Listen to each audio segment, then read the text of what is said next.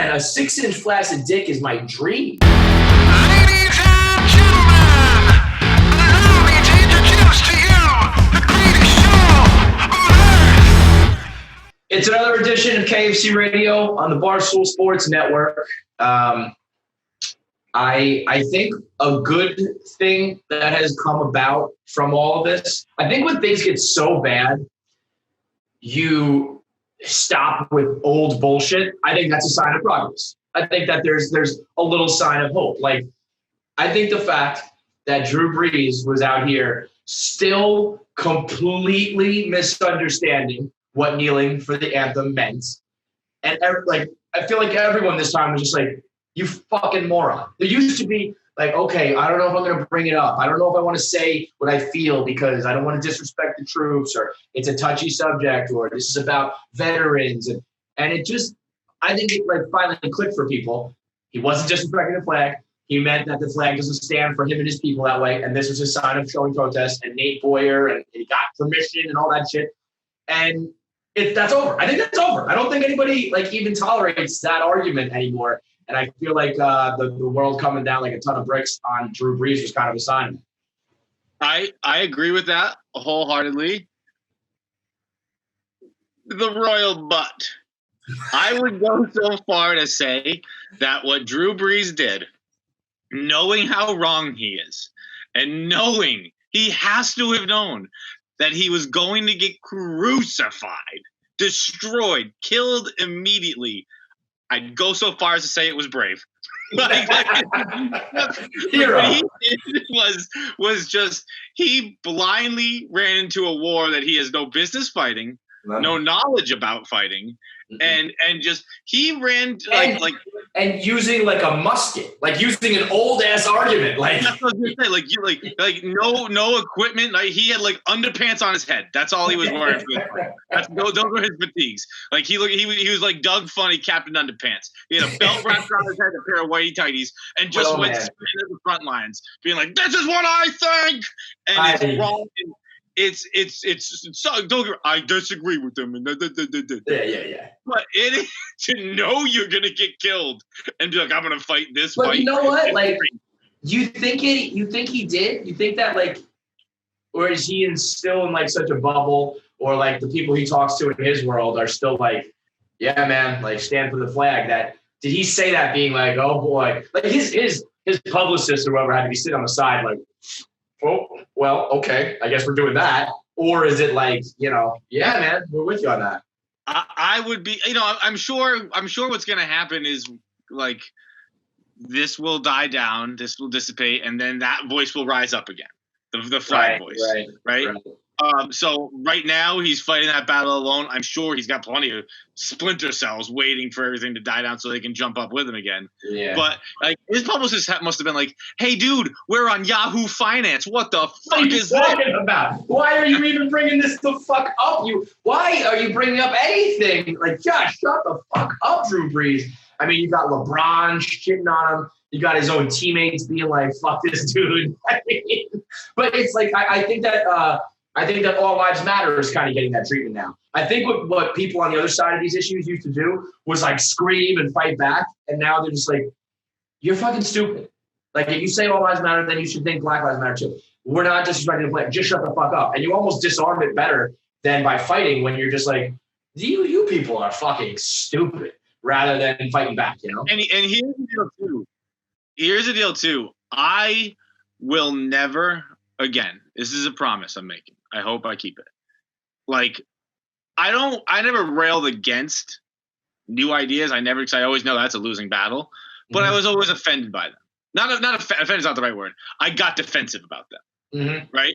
Like I offended is not right, but I got defensive. Whenever it's like something was like white privilege or whatever, I was like, hang on. Like, my life's tough too. And like, I just never took the time to understand what they mean.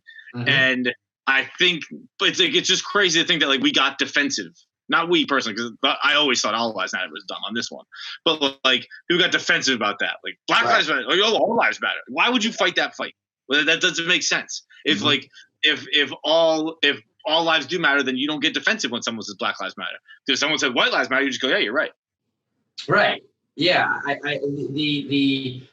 offended is a strong term that I don't think everyone feels, but I do think just having that gut reaction of the but or the why or the hang on a second is, I think, finally kind of like for most people starting to go away. I think that's a very white problem to have, like the ability to get defensive. Yeah. Where you're like, well, hang on, my life was tough too, or well, hang on, I worked hard, and like everyone, or hang on, I'm not going to apologize for being born white. People love that one. Love that one. But those are the things I think that are like not getting the usual traction they do this time around with, the people who like the extremes, of course, are still there. But I think if you say all lives matter, most people are like, yeah, you're not thinking that through at all. This idea of the flag, we talked a little bit about like being an escape, was just like, I don't want to talk about this. Like, I'm afraid to talk about this, so I'm going to go back to being an escape. That's my least favorite one in the world. And I think if you use that, first of all, I always hated it strictly because it's lame. Like, I just think it's stupid. I'm not like you're wrong and all that kind of thing. I just think it's a lame thing to say. Like, this is my escape. You're at a baseball game, dude. Shut the fuck up. Right. Like you're at some island getaway. You're at a baseball game. Relax. Like when you walk into fucking City Field, you're like, oh, my problems are gone. I'm at a baseball game. Dude, and second of all, it is the exact opposite of escape from the world. If you walk into a fucking baseball game or a football game, you're not escape. You're actually walking into a perfectly accurate microcosm of the world. You're immersing yourself in the world. You have celebrities on the field that are getting propped up on a pedestal. You have the ultra wealthy who have access to like the nicer foods, the nicer bathrooms up there. You have the fucking pretty rich who have the better seats. And then you have the guy who's working like 9 to 5 who's wondering if he can afford a hot dog up in the top stands. You're in the world. Oh, yeah. Oh, by the way, we have fucking military bombers flying over and recruiters at the front gate and like America everywhere. You're not escaping anything. You're buying a $15 beer and a $9 hot dog, and it is America. Welcome to military industrial complex. Welcome to not communism, consumerism. Welcome to capitalism. Like you're in the world, bro. You're not escaping fucking anywhere. So don't pretend sports are your escape. I've said the escape thing in the past, and what it more meant was like, I don't think this is my place to talk about something. I'm just here to crack jokes. I never thought that Barstool was, an oasis in a desert of like badness. But I think that even that is Tyler touched on that on Token CEO, where he said like he doesn't have an escape. If you have an escape, you're lucky. I still think it's bullshit. I still think you're just trying to convince your mind it's an escape. It's not at all. But I do think that like that's just something you get to do. That's not something everyone gets to do. Have an escape. That's you're luckily continuing to be white. That's your escape. Or just, it's not even necessarily race, but it's just like any problem that I don't want to touch upon, race, money, politics, whatever, I'm just going to say, no, I'm going to do something else and provide an escape. I think that you can still say, I want to be humorous and all that shit. But I think the whole point is that our version of an excuse to not talk about it is we do humor. And the next guy's excuse is like, well, I work with kids or something. Like everybody has their version of why they can't talk about this. And that's the goddamn problem, is that everybody finds a way to justify to themselves not fucking talking about it, so nobody fucking talks about it. So and guess what? There's a fucking reason why all those bullshit escapes, they're not here right now. So now we have to have that awkward conversation. Right. Maybe in a weird way. Maybe this was fate. Maybe there's higher powers being like, we're going to make these motherfuckers talk about it when they can't just turn and say, yo, did you see LeBron's triple-double last night? Let's talk about that. Like, there's no, you can't escape. Everywhere you turn, there's some bad shit. I don't think this is solely happening because we don't have sports and we don't have, movies and shit like that. But it plays a part. Absolutely. Because there is no like, all right, well, at least the game's on tonight and I can pretend this isn't fucking happening down the street. I think it's a perfect storm. There's a lot of things happening at the right time to make this happen. But like, yeah, your fucking fake escape hatch not being here and my fucking fake escape hatch not being here is now we're here. Now we're on the battlefield. Just keep talking. I'm also going to proclaim another thing dead. And I don't even really know what it fucking means, to be honest. Virtue signaling. I don't really get it. Like the minute you start talking about like just being like a good person, you're virtue signaling. Like, okay, I don't know. Everything's virtue signaling. I'm just signaling a virtue you don't like. Everything I say, I'm signaling a virtue. I'm saying something I think. If you say something, you're virtue signaling. You just disagree with what I'm saying. I think when there's other internet bullshit going on, like when people are white knighting, like I'm not white knighting for the Black Lives Matter. Like that, it has to be something so trivial that you shouldn't be puffing your chest out and saying, like, proclaiming these things, you know? But if you're talking, I can't even think of an example of some of the dumb shit. But when guys white knight for like a girl on the internet, when it's really not a big deal. And if you're virtue signaling, being like, you know, like, look at me, here's something I did today. When we're talking about like an entire societal like revolution, and I'm just like, oh, I'm on these guys' side because I think it's right. Stop virtue signaling. Okay, man, like whatever. Like this is where I'm just like, don't follow or don't listen or don't download anymore because we are just on different pages, different books, different everything. I saw it happen with you today where people were like, well, like that statue got vandalized. If you give a fuck about a statue, if you give a fuck about a Target pane glass window, like look, in a perfect world, none of that shit happens. In a perfect world, all the shit that happened before doesn't happen. Right. Like that, I'm not going to forgive rioting and looting. Absolutely not. But we weren't listening before. The question is the same as it's always been. The request is the same as it's always been. Hey, can you just fucking listen to us and stop beating us and killing us? It's the same question. Just the way it's posed has been changed. I mean, like it's a matter of you have to like be willing to let them do. Like I saw people getting mad about when they blocked traffic in my town on Sunday. Someone was like, "Oh, so now people are getting inconvenienced driving home. That's gonna fix it." It's like, well, yeah, you have to let them block traffic or spray paint the fucking statue because you don't want the alternative, which is the looting and the rioting. Like they have to do something that ruffles some feathers and disrupts a little bit. I think that a statue getting defaced and traffic being stopped, it's probably your best fucking option. So shut up. Don't complain about that fucking too. And I genuinely do not care about a fucking monument getting spray painted. You could spray paint Abraham Lincoln's fucking face. That affects me 0%. You spray paint the steps. I do not fucking care. And if you're going to extend your argument that far, fuck off. I think anyone who cares about that is like, you're looking for a reason to disagree with things. And like, I just can't imagine actually getting that concerned about spray paint or a Target window or like, I don't know. It'll get fixed. It's not great. I know, but it'll get fixed. I think they convince themselves, you know, they just want something to latch onto. It's like when the people told me, I can't wait for more information to come out about this video. And then it's like, here's more information. And it only confirms what I was saying. Well, you know, let me pivot to this. But they spray painted a statue too. You know, it's like, you're just going to keep grasping. How about the guy yesterday who asked me, what's the solution then? I said, buddy, I don't know. Yeah. I don't know the solution to racism, but I'll start with supporting those fighting the cause.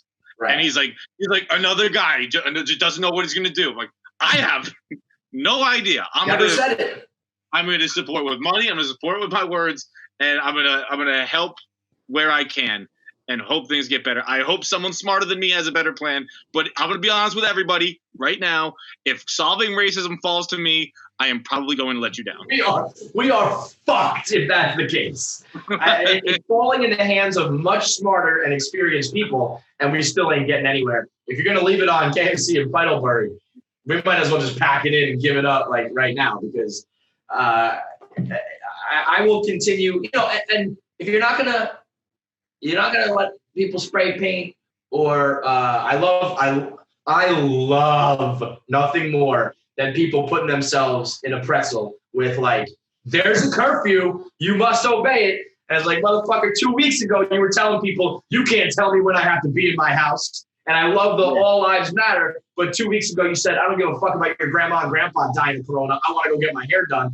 Watching these people put themselves in a hypocritical pretzel, it honestly makes me calm. I'm like, I don't even need to go on Pornhub. I'm just going to. I saw a tweet today that said, why are so many people talking about the number of like riot casualties? The flu kills more than that every year. I'm like, yes, give it to me. Let it go all over me. Fucking give me a facial with that shit right there. I love it. So, if I understand that David Dorn being murdered and the cops who died, horrible. Never going to say otherwise. But then if you don't want that to happen, you got to let people spray paint statues. You got to let people disrupt traffic a little bit. And until that becomes a major problem, you should probably meet them. You're not even meeting them halfway. You're meeting them like 1% of the way, but just letting them fucking spray paint a statue. So in my mind, I would say all lives matter argument is dead. Kneeling for the flag argument is dead. Virtue signaling is dead. And hopefully we're all dead soon. There was another meteor that's supposed to be coming close. Nope. I need a new rule. I need a new rule. And I understand the universe is literally infinite. So if you come within like hundreds of thousands of miles, it's considered buzzing the tower. I need it to be closer than the moon before you ever write another article about a meteor coming our way. I don't ever want to hear about it again. The Earth is the boy who cried meteor. I don't care about it anymore. I'm fucking done with it. You know what the Earth is? It's like a monthly thing at this point. Like, there's a meteor coming close. There's a lot of meteors out there. I'm tired of fucking here. I'm tired of getting my hopes up. Right? Yeah, I said fingers crossed today, guys, and they were like, "You mean that misses us, right?" I was like, "Yeah, right. It misses us, bro." Anyone who fucking hopes a meteor misses us hasn't been paying attention. I feel like I just can't wait to die as long as everyone else dies with us. I don't want to die myself. I want everybody to die at the same time. Okay. But I got kids. If I have kids, hey, I'll tell you what. As a kid, I didn't like to share my treats. I'm keeping that shit to my. That's my death. That's my death, man. You know what the Earth is? The Earth is. No, it's all mine. White privilege. Death belongs to me and only me. The Earth is that friend, that guy who's like cocky and like, good with girls and makes money, but he's an asshole and he's kind of a douchebag. And everyone's like, one day you're going to get punched in the face, man. And it's like, nah, he's not. That's never going to happen. He's just going to keep winning. That's the Earth. It's like, you're ruining the environment. We're going to get hit by meteors. There's going to be volcanoes. And the Earth's just like, yeah, well, I keep on going, man. Ozone. What about, do you remember growing up, the hole in the ozone layer? What happened to that? Oh, it's still there. It's still there, but so is the Earth. I'm not saying I'm like denying that there's environmental problems. I'm just saying the Earth just keeps on finding a way. They just keep on keeping on. Well, that hole was pretty young, and he's just gotten older. I don't think like the temperature keeps going up, the ice caps keep melting. I think that extra layer would have been pretty nice. Let's see, hole in the ozone layer 2020. I feel like I was under the impression that I was going to be dead by like 18 because of the hole in the ozone layer. And how about the Amazon rainforest burning? Did that go out? I don't know. Remember that? That was a problem before. Then Kobe died, and then the pandemic started, and then the riots started, and everyone's like, I don't know, are the trees still on fire? Who knows? Like 80% of Australia was on fire, too. I mean, I don't know whether it's a bad thing. I think it might be a good thing that it's like, boy, this goddamn planet's like a fucking cockroach. Like, you can't get it. We're trying to get rid of this thing. We're trying to kill everybody. Apparently, it's not working. And I don't know what we got to do to make this planet end, but I think we should figure it out. See, there are parts of me that are like, the Earth is like, guys, this is the grooming I do every year. You just didn't all tell each other about it last time. Right. Like, that's like what I think one day we will look back, and I truly believe this. One day we will look back on social media, and it will be like fucking. We'll look back on social media like we looked at the fucking guys sitting on the Eiffel Tower or the Empire State Building. We're like, you just let people do that? Right. That's dangerous. Like they're gonna learn stuff about like what it does, and like how the 24-hour news cycle affects. It's not a 24-hour news. How the 10-minute news cycle affects your brain. How people just saying whatever the fuck they want without any Information. Information partly, but any responsibility. I think just all with complete anonymity on things. I think all of that one day they're going to be like, sociologists are going to look back and be like, this was the craziest experiment in the history of the world. Like Australia was like, dude, you were on fire all the time. You guys just didn't tell everyone about it.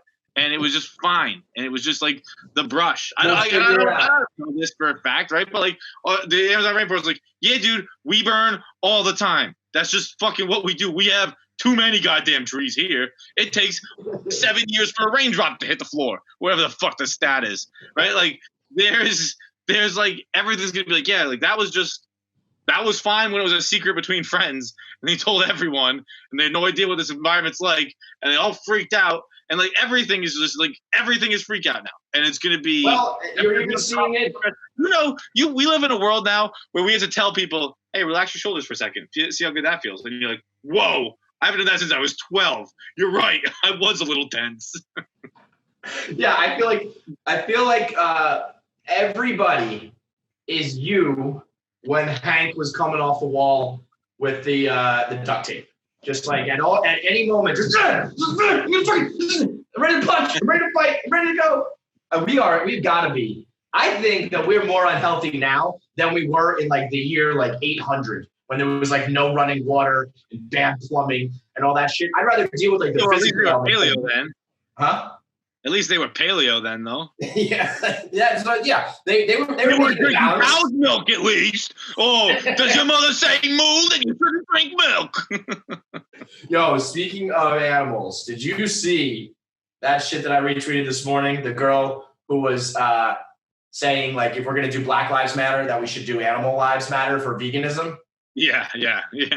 This reply tweet, which was in fact like dead ass serious. I sincerely mean it. I'm going to proclaim this the most tone deaf thing of all time. The issue is exactly the same for animals and Black lives. We need to treat animals like blacks and blacks like animals. Send tweet. Can't say that. Can't come out here and say, let's treat blacks like animals. Can't do it. Not allowed to do it. Can't even imagine that people still send those kind of tweets thinking it's a good idea. It's insanity, John. It's fucking nuts. I don't even think that gets a tone deaf. Huh? I don't even think that's called tone deaf. I don't know what it would be, but like it's something bad. It's bad. So bottom line, world is fucked. Archaic arguments are dying. Pray for the meteor. And we'll keep it moving here on the podcast. It's brought to you by Paint Your Life. Now, if we got Father's Day coming up, you want to give a nice, thoughtful gift. You got any gift giving, maybe graduation, you got an anniversary, birthday, whatever. Give a nice gift that you get at paintyourlife.com. What you do is you get a professional hand-painted portrait created from any photo. So, like, I like the photo. John posted this on his Instagram a couple weekends ago. It's me and John in his 67 Corvette or 67 Mustang, and he said, we live our lives a quarter mile at a time. I would like that turned into a painted mural, to be honest. I don't think an Instagram portrait's enough. I want that to be one of those canvas painted murals hanging on my wall. So what you do is you give him the photo, whatever you want, new, old, digital, paper, whatever. You choose from a team of world-class artists, and you work with them until every detail is perfect. They have a user-friendly platform that makes you gives you a custom order. You get the hand-painted portrait in less than 5 minutes. God damn, these painters move fast. It's a quick and easy process. I don't know how that works. They do the painted portrait in 5 minutes, and then they will send you the actual portrait in 3 weeks. Any picture of you, yourself, your children, a special place, a cherished pet, whatever. You can even combine photos. So it's like, hey, look, I like this picture of me. I like this picture of you. Let's put them together and get a good one painted. And you get it's the perfect, piece that lasts forever for any sort of event, holiday, anniversary, birthday, or something just for yourself. Go to paintyourlife.com. In order to get the discount, you can text KFC to 64,000. So right now you'll get 20% off when you plus free shipping when you text KFC to 64,000. You go to paintyourlife.com and check it all out. Start to immortalize those moments forever. I'll tell you what, I like that move on Paint Your Life. Yeah. Hey, you know what? This only takes you about 5 minutes. I'll get it to you in 3 weeks. Like I'm start doing that with like students should do that with writing assignments. Like, yeah, this will take me about an hour. I'll turn it in a month. Yeah. Wait. Okay. Okay, now it makes sense. I misread that. It takes 5 minutes to order. Like you can get it done in 5 minutes. Okay. They send it in 3 weeks. I was like, what does that mean? So they're not speed painters, okay? They can't paint a painting in 5 minutes. It's like, I don't know anything about art. That seems borderline impossible. But I've also seen those things online where they like scribble and then they flip it over and it's a fucking elephant. And I'm like, what? That took like 25 seconds. So forgive me, Paint Your Life. We'll give you the 3 weeks. Text KFC to 64,000 to get 20% off. What do we got today? We got Bill Burr. Bill Burr on the show promoting King of Staten Island, which I am going to declare the best like screener advanced thing that we've ever like promoted and pushed on the show. King of Staten Island is a fucking awesome movie. It's like Pete Davidson. Yeah, I mean, I'll be shocked if I have a movie I like more than King of Staten Island this year. I'm not a huge movie rewatcher, and I watched it twice when we had the screening. So definitely check it out. Wait, you got to work twice? Yeah. Would you pause it before it finished or something? I had plans to watch it with 3 different people, and when I went back to rewatch it, I'd already finished it. So you must have paused it before it finished or something. No, I mean, I guess so. Maybe. Why? Once you finish it, it disappears or some shit? It was like your time's expired with it. Oh. I had plans to watch it with my girlfriend. I was going to watch it with my parents. I was just going to get it on Friday now. But it was like, it would have felt pretty cool to watch it with like John Feidelberg watermarked on it. Yeah, when we get our screeners, the watermark says our big fat fucking name right across the middle. It's like, yeah, you remember who got you this fucking movie. That's right. You owe me, motherfucker. So Bill Burr's on, and we did like an hour with him. So let's get into, we'll do Am I the Asshole and our voicemails before we get to Bill, because an hour with Bill Burr is always, I mean, sometimes it's crazy. I think out of everyone that we get and all the interviews we land now, I still think when Bill Burr comes through and he just genuinely likes talking to us and gives us like a full fucking hour, that still always hits like crazy to me. It's like, you know, if Chappelle or Chris Rock was ever like, yeah, what's up, John? What's up, Kevin? Let's talk for a fucking hour. I can't believe it. And Bill actually... I'm still also the most scared to talk to him, no matter how many times he comes on. This was the first time I was a little calm. And I don't know whether it was because of the Zoom factor or if I'm finally just comfortable. But every other time I've talked to Bill, I've been mad nervous. And this time I was just like, what's up, Billy boy? How we doing? And I don't know why. I should have still been nervous. I should just shut my mouth. But we got an hour coming up with him. Awesome interview. And definitely check out King of Staten Island. Let's get into Am I the Asshole? It's brought to you by Cam's Sanitizer. I mean, obviously right now, being safe, being clean. I feel like people kind of just forgot about coronavirus, forgot about the pandemic. And while it seems like it was winding down and it seems like we're okay, you know, not out of the woods yet. It just happens to be that another cause overlapped with the end of it. So still got to be safe. And that's where Cam Sanitizer comes in. They offer upgraded disinfection services that neutralize viruses and bacteria for up to 90 days after treatment. So if you got a small business, if you're a commercial service and you want to make sure that you clean the shit out of your office space or your storefront or residential, if you want to just clean your house, your apartment building, your car. We're talking about the major things that can carry germs where the virus and the bacteria can last. So Cam's Sanitizer, all of their services are no wipe necessary. The basic disinfection package allows clients to enter back into space within 10 minutes of completion.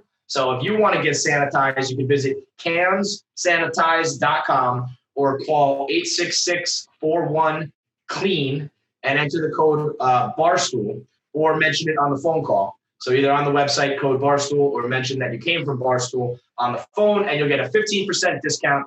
And they will come in skin safe, food safe, child safe, pet safe, non-corrosive, all EPA registered, and they will blast that shit and clean it the fuck up.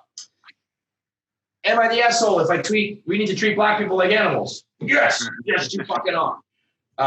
This is actually this one I want to lead off with is from Reddit Chips, not Am I the Asshole? But boy, do I love this girl. My boyfriend's 26 male. My boyfriend's cum took my tan off, and now I don't know what to do. This woman, I might have to hire her from Barstool, bro. So let me set the scene. I'm getting fucking railed as per.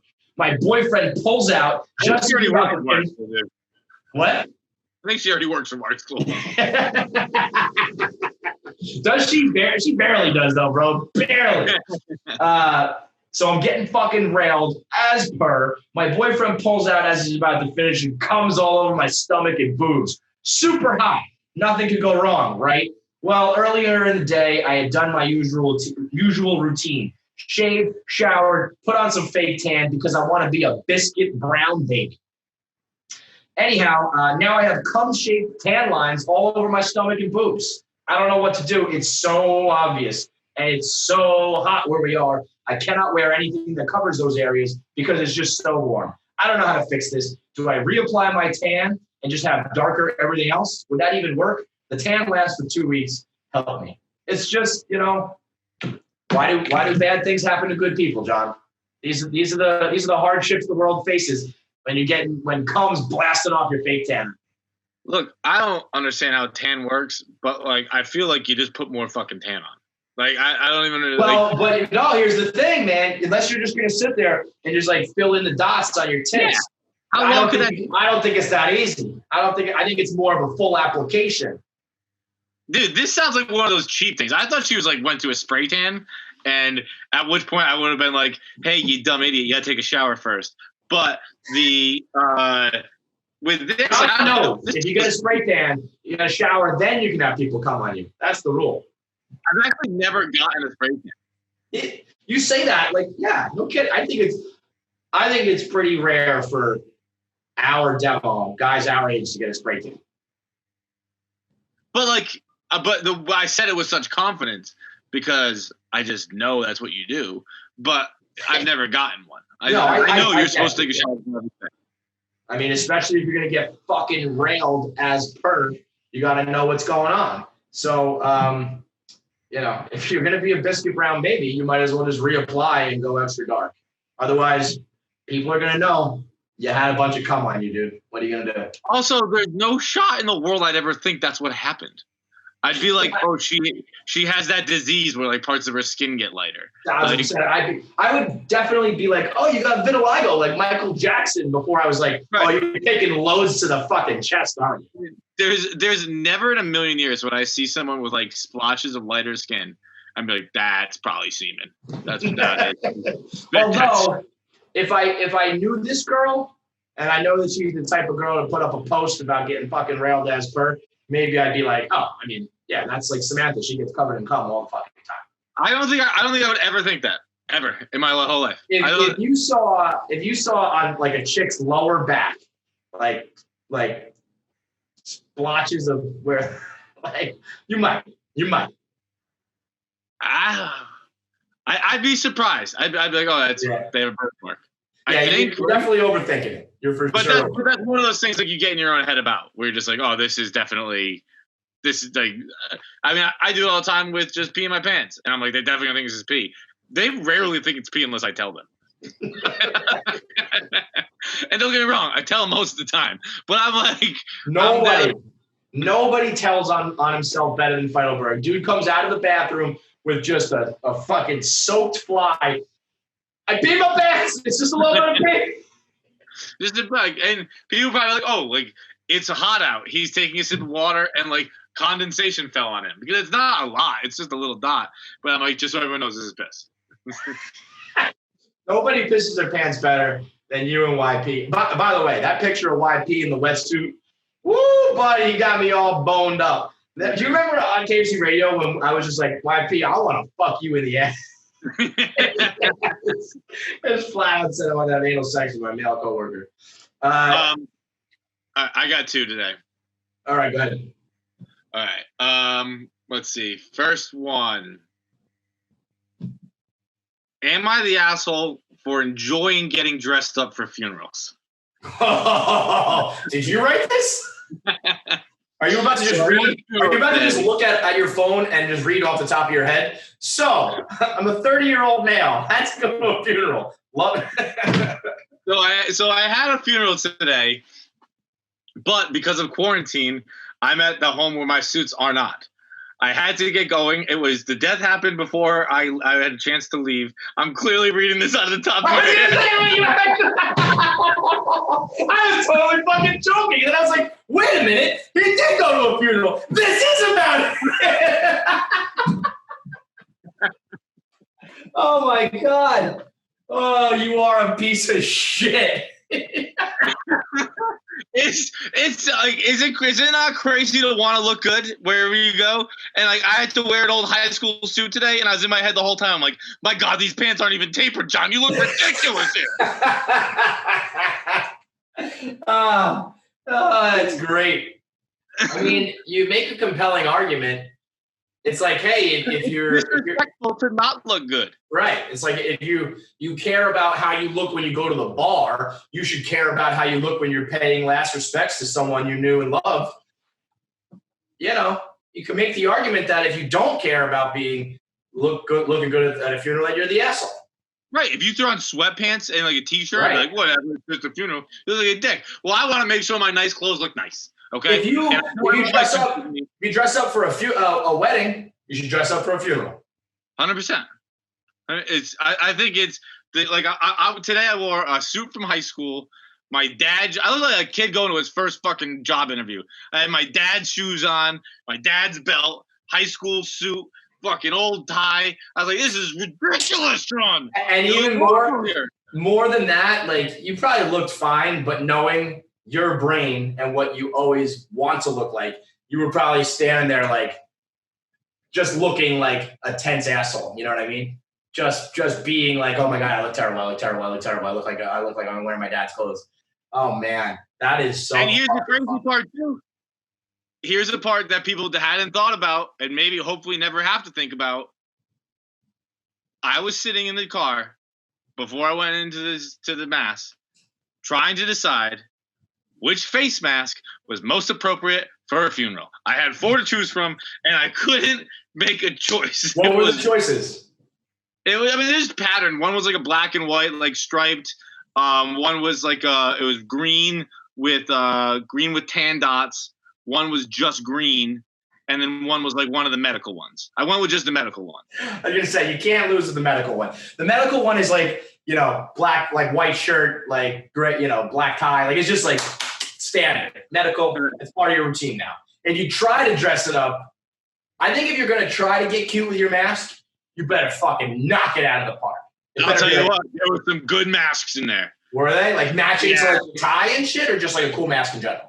I don't know if they matched the tie, but they looked formal. They were like, it was like a black one that almost looked like Sub-Zero, where it had like some people have those where it's like the pointy nose and it comes under the chin, stuff like that. Yeah. Someone had one of those where it was just black. Another guy had a nice maroon one, but there was one of the guys with like the you pull up like the full scarf. Mm-hmm. Those don't fly at a funeral. No, that looks like you forgot your mask and you just like wrap some shit. What another thing you have to judge people for now? I'm sitting at a funeral just being like inappropriate face mask. What a goddamn world! Like I wonder. I think about things like just like the number of like searches for masks that have been going on the last year, or like just the dumb side effects, like your vocabulary that changes, or the things you need to do now. And we all just like, yep, it became pretty normal, pretty fucking quick, I feel like. It's like, yeah, you wear a mask. You gotta have your mask, all that shit. By the way, on top of that, I did decide today this is going to be a verbal will. I'm going to tell my parents, but in case they disobey my wishes, I want everyone else to get mad and stuff like that. No funeral for me. None. It's official. Throw you out in the trash? Like I'm dead serious. No, like cremate me and then have like a party, but like don't have it. Nothing religious. Just because like witnessing it today, I was just thinking if that was me, this is all so it would all be so disingenuous Right. because You like, live I that. don't think any of this, and I didn't live my life like any of this. So it's so silly to send me out like this for my last Okay, party. but let me hit you with something else. You're dead, so fuck you, right? What if, like, let's say you die tragically, and I don't know if Polly's religious or not, but people have parents and grandparents who are religious, and they wanna if they wanna go do the whole dog and pony show, and that makes them feel better. Should you be worried about that? You can go to mass if you want. Go feel better at mass. I don't need to come with you. Just not with my dead body in the front. Yeah, I don't like going to mass alive. Dead, just get me out of here, man.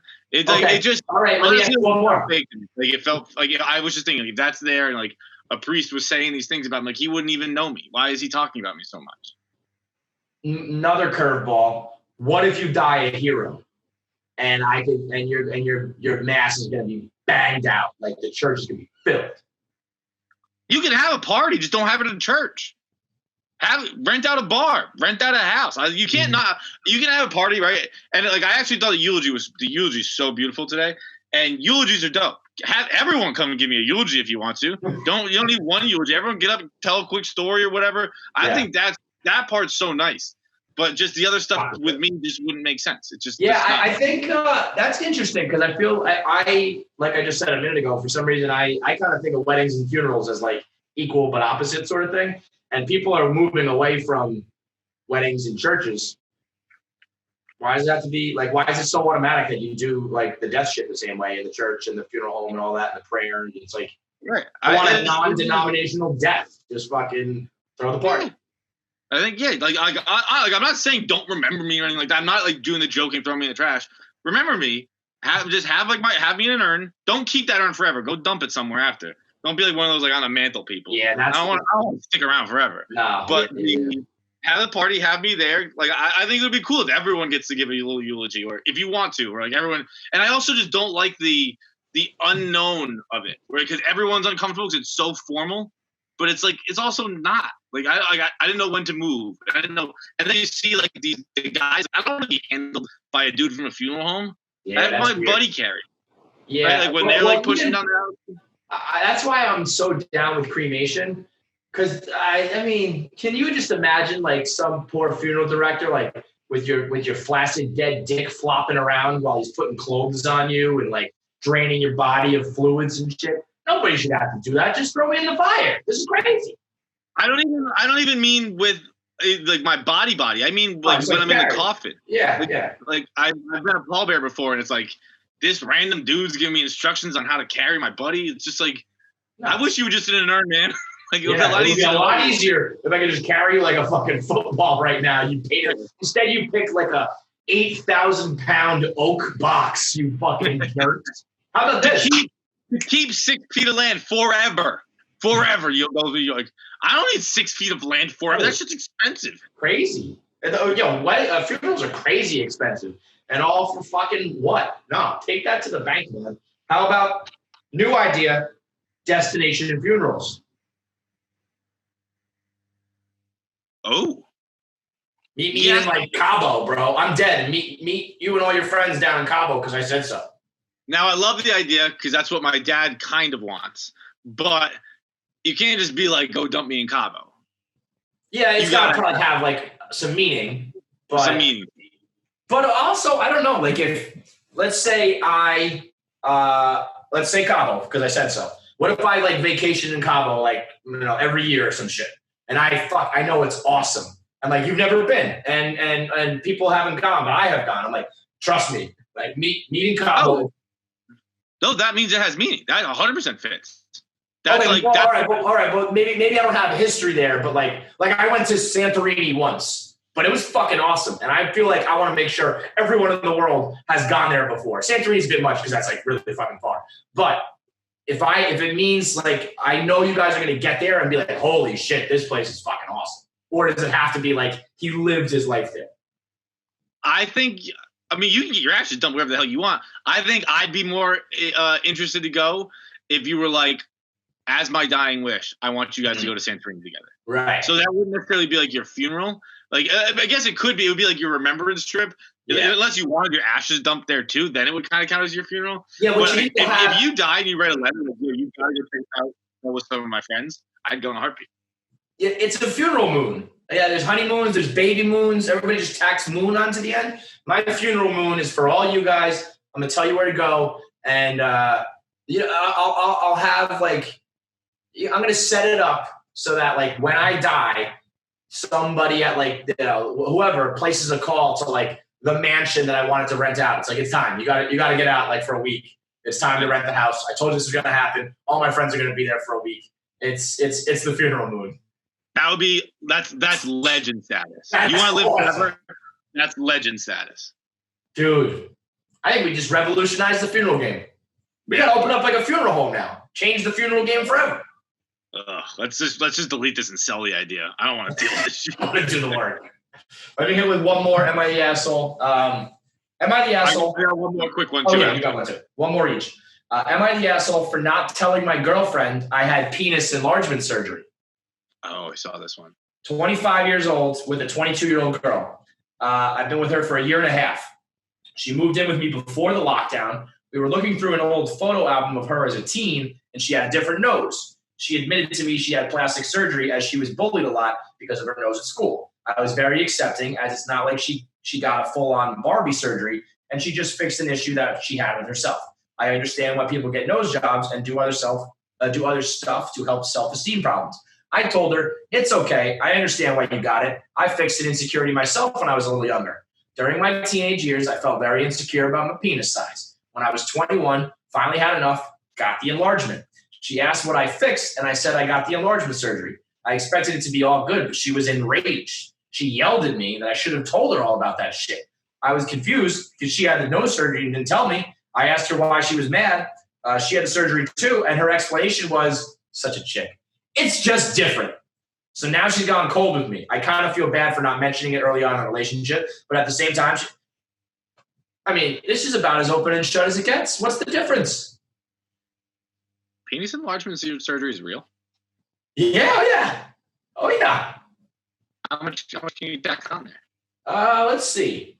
Average penis enlargement. Now that's cost. Enlargement size. Oh, I'm curious. Go on. This study found the average penis. No. Okay, let's see. How much does it cost? I might do this for content. Oh, yeah, content. $15,000 with an upfront cost of $1,000 deposit. It's called pneuma, which is just funny to me. That's just funny. How does the procedure work?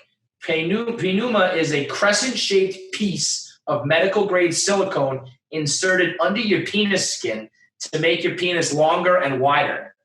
It's provided in 3 sizes. Large. This is such good branding. 3 sizes: large, extra large, and extra extra large. And there ain't no medium. There ain't no small. We're just big and bigger, baby. You can get. Let's see. It'll be designed to fit your specific penis shape because we're all curving and different shit. Not me. Straight arrow, Gennaro. Okay. Yeah. That's that. Whatever, dude. Fuck you. You can get about an inch and a half to 2.5 inches. Wait, hang on. Okay. People who have had the pneuma procedure report increases in length and girth about 1.5 to 2.5 inches while flaccid and erect. The average male penis. Ooh. How big do you think the average male penis is? Was that by that reaction? 4.5. 3.6 when flaccid. I thought I was going to say 3.6. I was like, yo, your boy's packing. 3.6 when flaccid, 5.2 when erect. And that, so here you go. Here's a good before and after. Pneuma could enlarge a penis at... This could make your dick 6.1 inches when flaccid. That's a cock. Yo, I'm showing out. Okay, so here's this. It says you can have your dick will be 6.1 inches when flaccid and 7.7 when erect, which is all well and good. Give me like an almost 8-inch dick when I'm hard. A 6-inch soft dick is fire. That's fire. No, I'd wear I'd nothing rather but. if you told me that I could have a 6-inch flaccid dick, but it only goes to 6.5 when erect, I'd sign for that in a heartbeat. Yeah. Yeah. I sign. No, okay. But if I gave you the choice of like 4 flaccid and 8 hard, or I just gave you the choice of 6 flaccid and it goes up, it's like a drawbridge. It stays 6 inches. It just goes up and down. I would take the 6 flaccid. Yeah, that's what a shower is. That's like, I had a buddy like that in high school who was like, he's like, yeah, it never grows. It just comes up like a drawbridge. It's so good. If I had a 6-inch flaccid dick, I'd change my pants. Like I'd be in the middle of the office. I'd be like, sorry guys, I gotta just change my pants right now. Oh, look at my 6-inch flaccid dick. You fucking do that anyway. That's true. That is true. Man, a 6-inch flaccid dick is my dream. You know what? How insecure is every male about like if a girl sees my flaccid dick, I either got to marry her or I got to kill her. Like one or the other. Because my flaccid penis is just so embarrassing. If I had a 6-inch tube just flopping in the wind, that's sexy. That's sexy, my friend. Yeah, Kevin's like, I'll marry a guy with a 6-inch flaccid dick. I'll suck that fucking flaccid dick. But seriously, back to the question, like I legit do not think there is a difference at all, and I think this girl's being a double standard asshole. Yeah, 100%, no difference. It's like, but I can't even think of a joke for what the difference could be. There's no difference.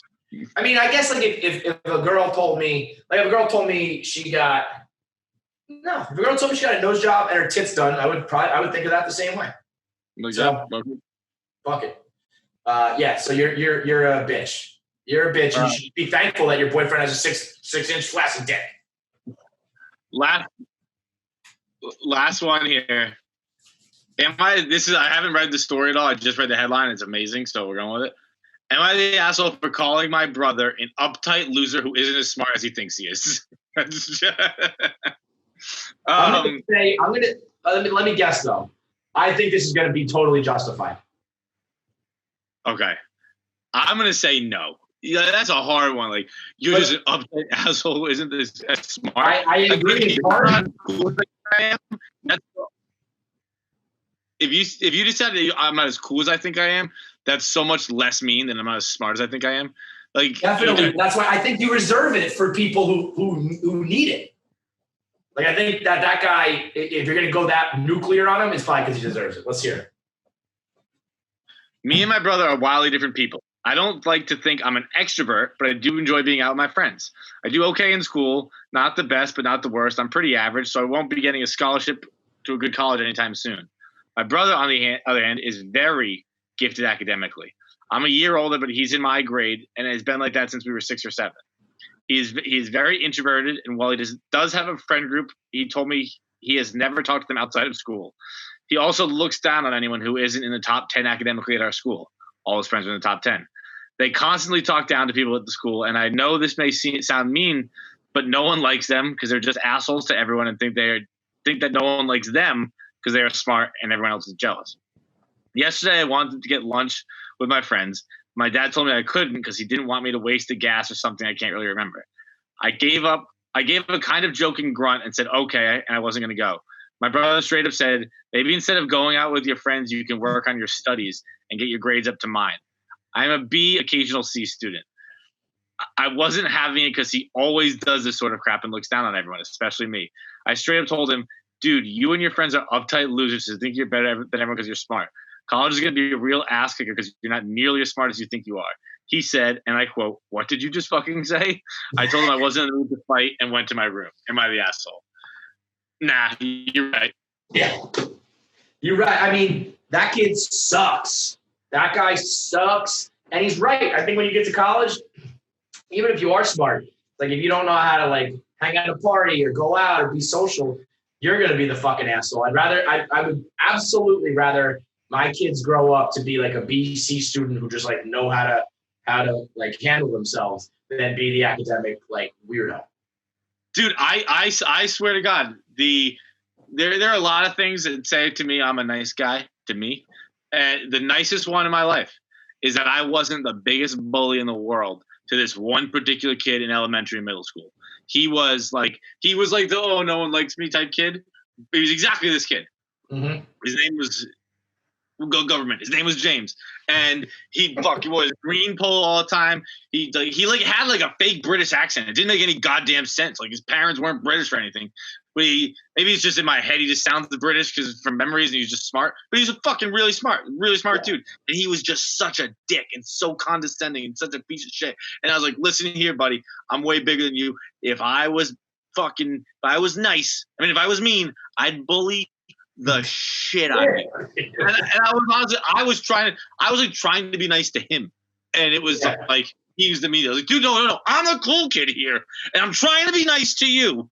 Fucking accept it. Accept my gift of fucking benevolence, of mercy on you.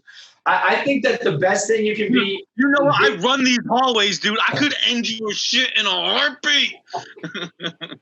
The best kid to be. I remember a couple dudes at Fordham who were like the biggest booze bags. The guys who could just make beers disappear, would go like all night long. And then I would hear that like, oh, that guy's also got like a 4.0. And he never talked about it. It didn't define his personality. He was just like, yeah, I'm good at school. I get these papers and these tests done, whatever.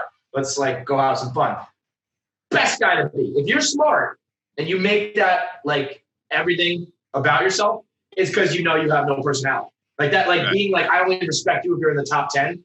It's because it's like, well, those are the only other people who would even find me interesting because I've got nothing else to offer except my brains. So, I mean, I'm trying to think of how low I would want it to go. Like, what grades would I want my kids to get? Like a B or C student, fine. Like a D student, I'd probably have to pick like, I need you to be smarter than that, Yeah, I need you to be better. But a C minus, if you're coming home and you got like all sorts of friends and you're good at sports and you're just like, everybody likes you otherwise, it's like, Dad, I got like a 70 on my test again. Like, all right, that's okay. No big deal. I'd be like a 70. That's fucking great.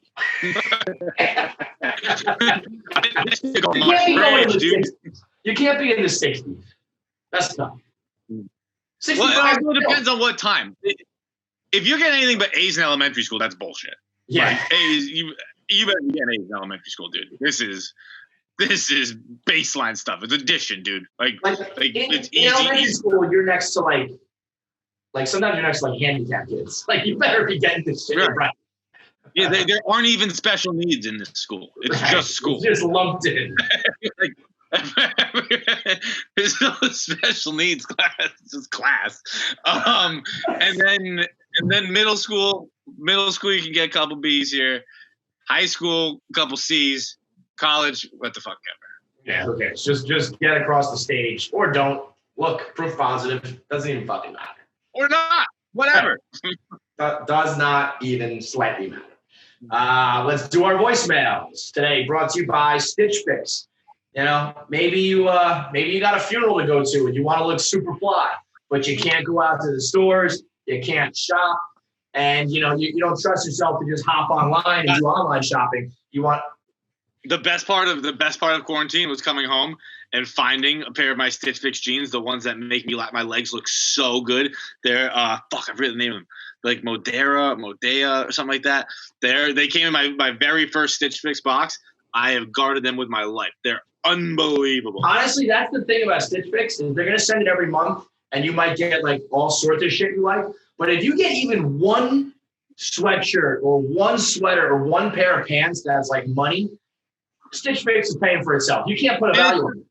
It's the best. Well, first of all, you don't have to keep everything. You just keep the things you like. So if you don't like this stuff, send it back. But also, it's like someone shopping for you. And this is big. This is big for guys too, because when guys go shopping, they look at clothes and they go, If a guy's shopping alone, he's like, that's not really me. I couldn't pull that off.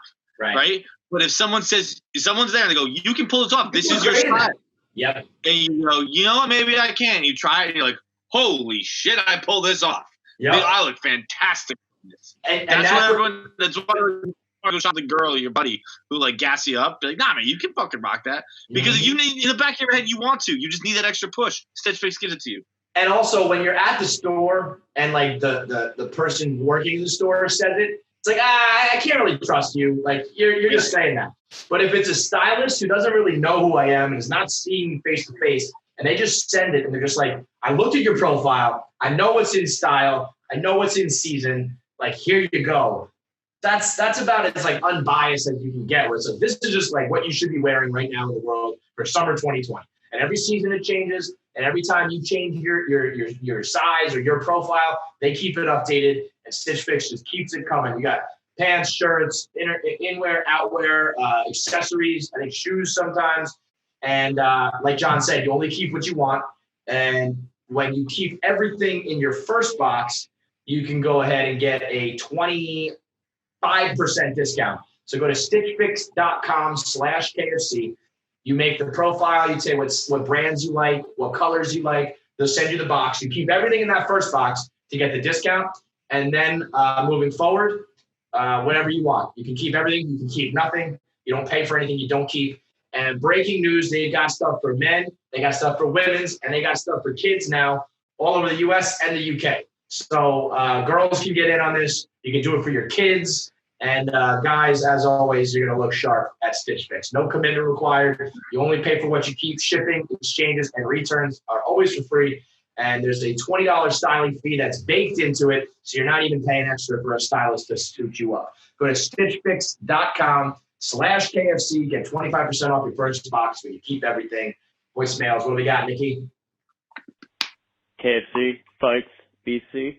Got a quick hypothetical for you. So suppose all you had to do in order to learn a foreign language was nail the accent. So you're still speaking English, like you just got to nail speaking with that accent. How many languages do you think you would be proficient in or totally fluent or just like close to being able to actually speak? Later. Well, John pretends to speak Spanish, so I'm going to cede the floor to him. I right now, how many languages do I speak? God damn, I speak 15, 20. All of them? Actually, you speak like 1.5. You speak Irish and a little bit of Jamaican, because that's just what happens when you do accents. It just devolves into that same voice every time.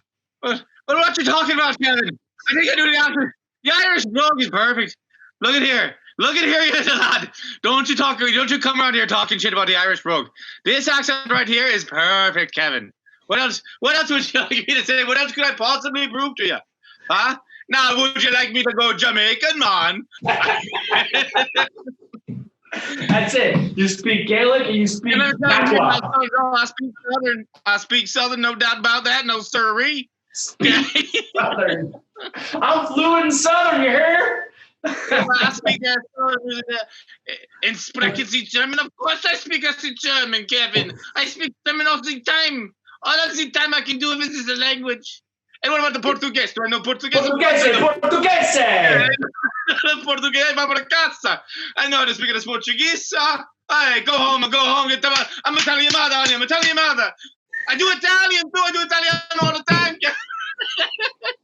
That your Italian just became like Indian for a second there. Give me a little Australian, John.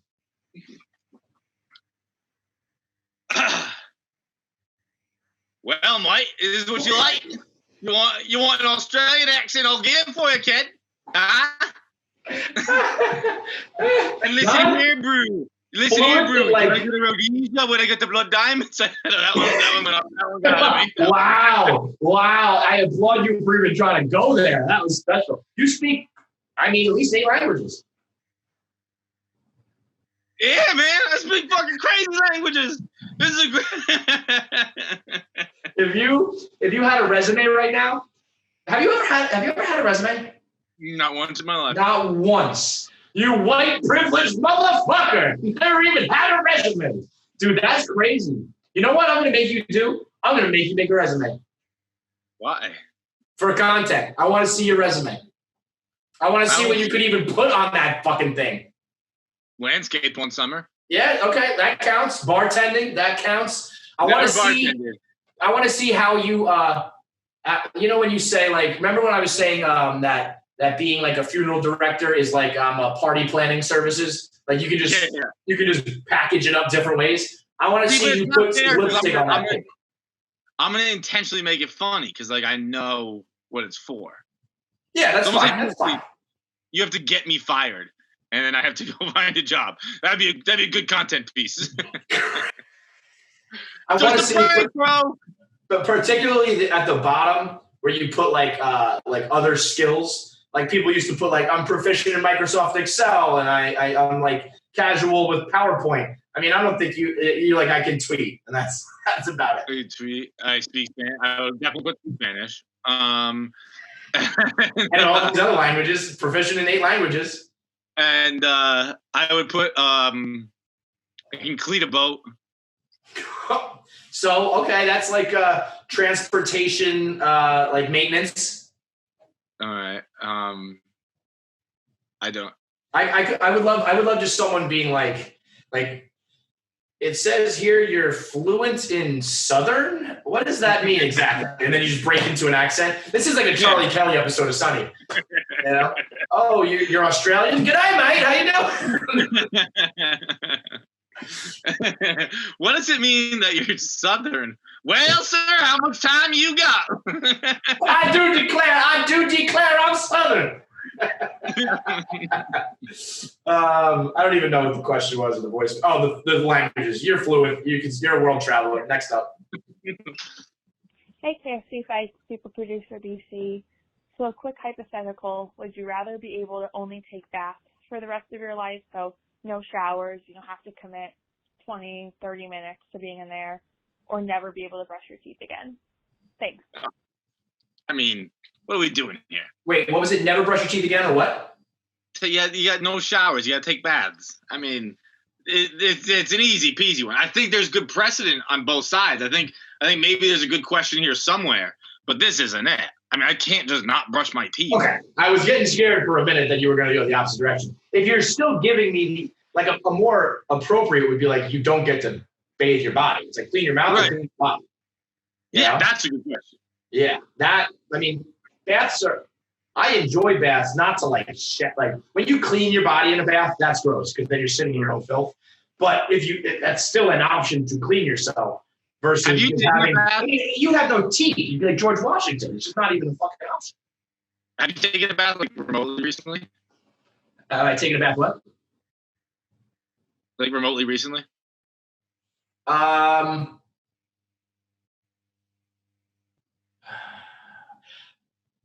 Not in this apartment. I've been here for like 2 years.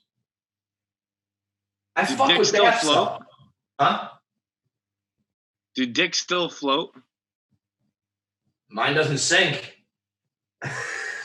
Like when you were a kid, it was kind of float there. Does it do that now with just more dick? Yeah, they're buoyant. Your dick's still buoyant. Yeah. I think so. I don't know. I never really looked at this. I never really like looked and see if my dick was floating. We'll have to ask Chaps. I'm curious. Yeah. I wonder if it was just the weight of a baby penis. Right. Like what's the mass of your penis? You know, that's really what it's about. You know, buoyancy and displacement. I don't get it. I know it's something to do with mass and density, not just weight. So if my dick's heavy enough, I don't think it matters. You know. What about the no cleaning body? What's your take on that one? If it's no clean the body or no clean the mouth? Yeah. It's still got to be the mouth because you can. I mean, trust me, it would be a catastrophe. But there's deodorant and body sprays and stuff. If your teeth are rotting out of your head, it's a no-go. You're not getting a job. You're not getting a girlfriend. You're not getting friends. You're a guy who only brushes his teeth once a week. You? No, you don't. You like never brush your teeth in the mornings or something like that? I don't brush my teeth at night. I brush them during the day. See, I like no matter what time I decide I'm ready for bed, I like 3-4 o'clock in the morning. I'll wake up. I get up out of bed and go brush my teeth. I have to. You especially have to because you're gonna knock like 4 or 5 Sour Patch Kids out of like your molars at any given moment. So. Hey, what's up, KFC fights? So I'm a pretty fit dude. I stay in shape usually, but Corona's been hard on all of us. And, you know, I'm not getting flabby or nothing or putting on too much weight, but it's, you know, a little bit more in areas that it's not usually there, just with the limited workout equipment I got. But I was driving in my car the other day with my girl, and, you know, no one looks flattering sitting down in a car seat, and it kind of pushes out your gut a bit. And she had the audacity to reach over and like scratch my belly and be like, "Oh, what a cute little tummy there." And I wasn't so much offended as just like dumbfounded that she would say that, and also like had to be silent and not even respond because I don't know how to even react to that and still have a happy relationship.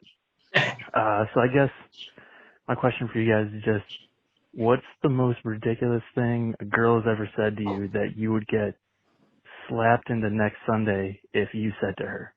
All right. Thanks, boys. Peace. Well, I was going to say, you know, you want to combat this, you got to be like, oh, yeah, it's about as fat as your ass, lady, or whatever. Just let her fucking have it. It's just as big as your love handles. It's as fat as your stomach.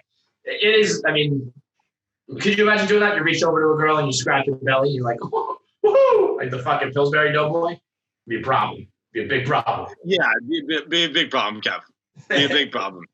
I mean, I don't think you can say anything too critical, like about any body part or facial feature or anything, you know? To anybody? To anybody, but definitely not your girlfriend. Like, there's no way. We had this conversation a couple weeks ago. Like, what do you say to your girl if she's getting fat? You don't say fucking anything. You just now have a fat girlfriend. That's just how it goes.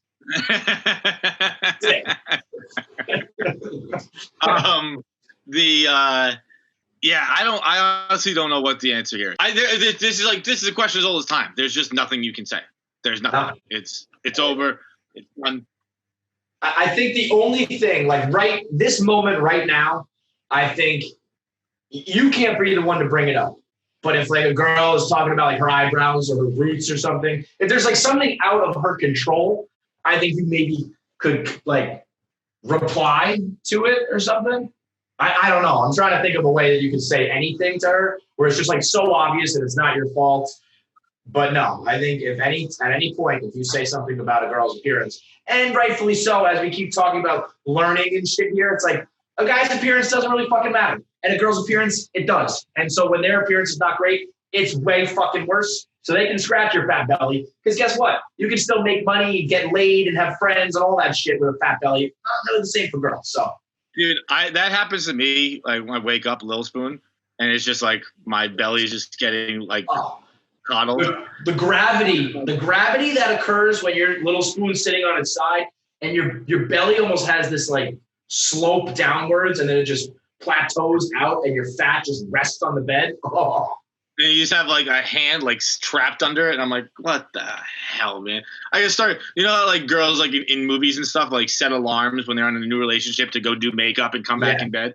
Yeah. I gotta set an alarm to move your hand so you don't wake up and feel my fucking fat gut. Last voicemail before we get into Bill Burr. It's brought to you by Aveo. For all my people out there with the blind eyes, you need some daily contact lenses. Aveo's got you covered. They're easy and convenient, which are two things that everybody needs right now. If you're working from home, you're staring at screens, you're chasing kids around the yard all day, wouldn't it be nice to have comfortable, technologically advanced contacts that get delivered right to your door? It's soothing, hydrating contacts with all-day comfort at an affordable price that get delivered right to your door. No more buying crazy expensive boxes. No more buying bulk where you buy like hundreds of contacts at once. It's the only subscription contact lens company that offers both regular daily contacts and daily toric contacts for astigmatism. They're designed to keep your eyes healthy. They have Aqualock technology that keeps your lenses 96% hydrated even after 12 hours of wear. Aveo lets you customize your delivery schedule, get them as often as you want on your schedule, and they're manufactured in state-of-the-art clean room facilities that's fully automated, so no germs, no nonsense. Plus, they offer free returns within 30 days of unopened boxes. Right now, you're going to get the best deal you've ever heard on contact lenses. For $1, for $8, you can get a 10-day trial pack for $1. So go to Aveo, AveoVision.com/KFC. Get a 10-day trial pack for $1. You're not going to get this deal anywhere else. Go to AveoVision.com/KFC. What's up, boys? So I got a weird question for you. All right, I'm just gonna jump into it. Do you think that you could give a better hand job than a regular girl? Just now think about it. So, like, how many times do you jerk yourself off? Like, thousands of times? Random girls not giving thousands of hand jobs. Usually they stop giving hand job by, like, I don't know, what, 7th grade? It's just when the last time you get a hand job? So, do you think you could give a better hand job than a girl? I think it depends on what girl we're talking about. I think if it's, like your average girl, your average, like, girlfriend, yes. If we're talking about, like, the Asians at a rub and tug, those girls will jerk you off. They'll pull your dick clean off your body. I think it's no straight across the board. Really? Yeah, first of all, I don't like the lotions and stuff, so I'm out on that. So I'm already playing with the advantage handicap here. And then also, I'm not good with the same piece of work, but a different tool. Like right hand, I'm lost. So if you give me a whole new tool, I don't even know what I'm doing over there. Let me explain to you how I would jerk a guy off. When I tie my kids' shoes, I find it hard to tie shoes from head on. Like, I'm used to looking down at a shoe. Now I'm looking at the shoe. So when I tie my kids' shoes, I get like behind them and I tie it the same way. If I was jerking you off, I would reach around your stomach and jerk your dick off like it was my own. And then I would give you a fire hand job. If you expect me to do it looking at you, it would be a disaster. But if I could reach around your fat belly and jerk you off, it would be perfect. So like it was in bed, you'd be like head toe, but like back further. Yes, exactly. That's how you give a good hand job, folks. And if that's what we're talking about, I give a great handy. If it's otherwise, if I got to jerk you off like I'm kneeling or laying down, nope. But if I can do it like I do it, I'm gonna make you come, bro. Yeah, if I gotta be staring down the business end, I'm in trouble. Yeah. But if I can open my point of view. Think about if you look, and this is girls, God bless them. When you look into the hole, when you're looking at a dick hole that's staring back at you, that's gross. That's disgusting. And honestly, I watched a porn the other day with a guy who was uncircumcised, and it's just any porn that has a guy who's uncircumcised, don't show me the dick before it's popping out of the hood. That's unbelievably off-putting, okay? That's talking dicks with KFC Radio. Let's talk to our buddy Bill Burr. He's a friend of ours now. I'd love to sit down with Bill, crack open a Miller Lite, and talk about the NFL in like the 1960s, the NFL before the merger, football prior to the NFL to Super Bowl III. Bill Burr loves talking old school sports. I want to sit down and talk about Bruins hockey with him. I want to sit down and talk about stand-up comedy with him. You have a beer with a guy like Bill and you end up sharing some great stories. And that's what Miller Lite is always there for. It's bringing people together, whether you're doing it over Zoom, like we're about to do with Bill, or whether you're doing it in the same room with your family and friends, whether we're done with quarantine and you get back out there and go to the bar.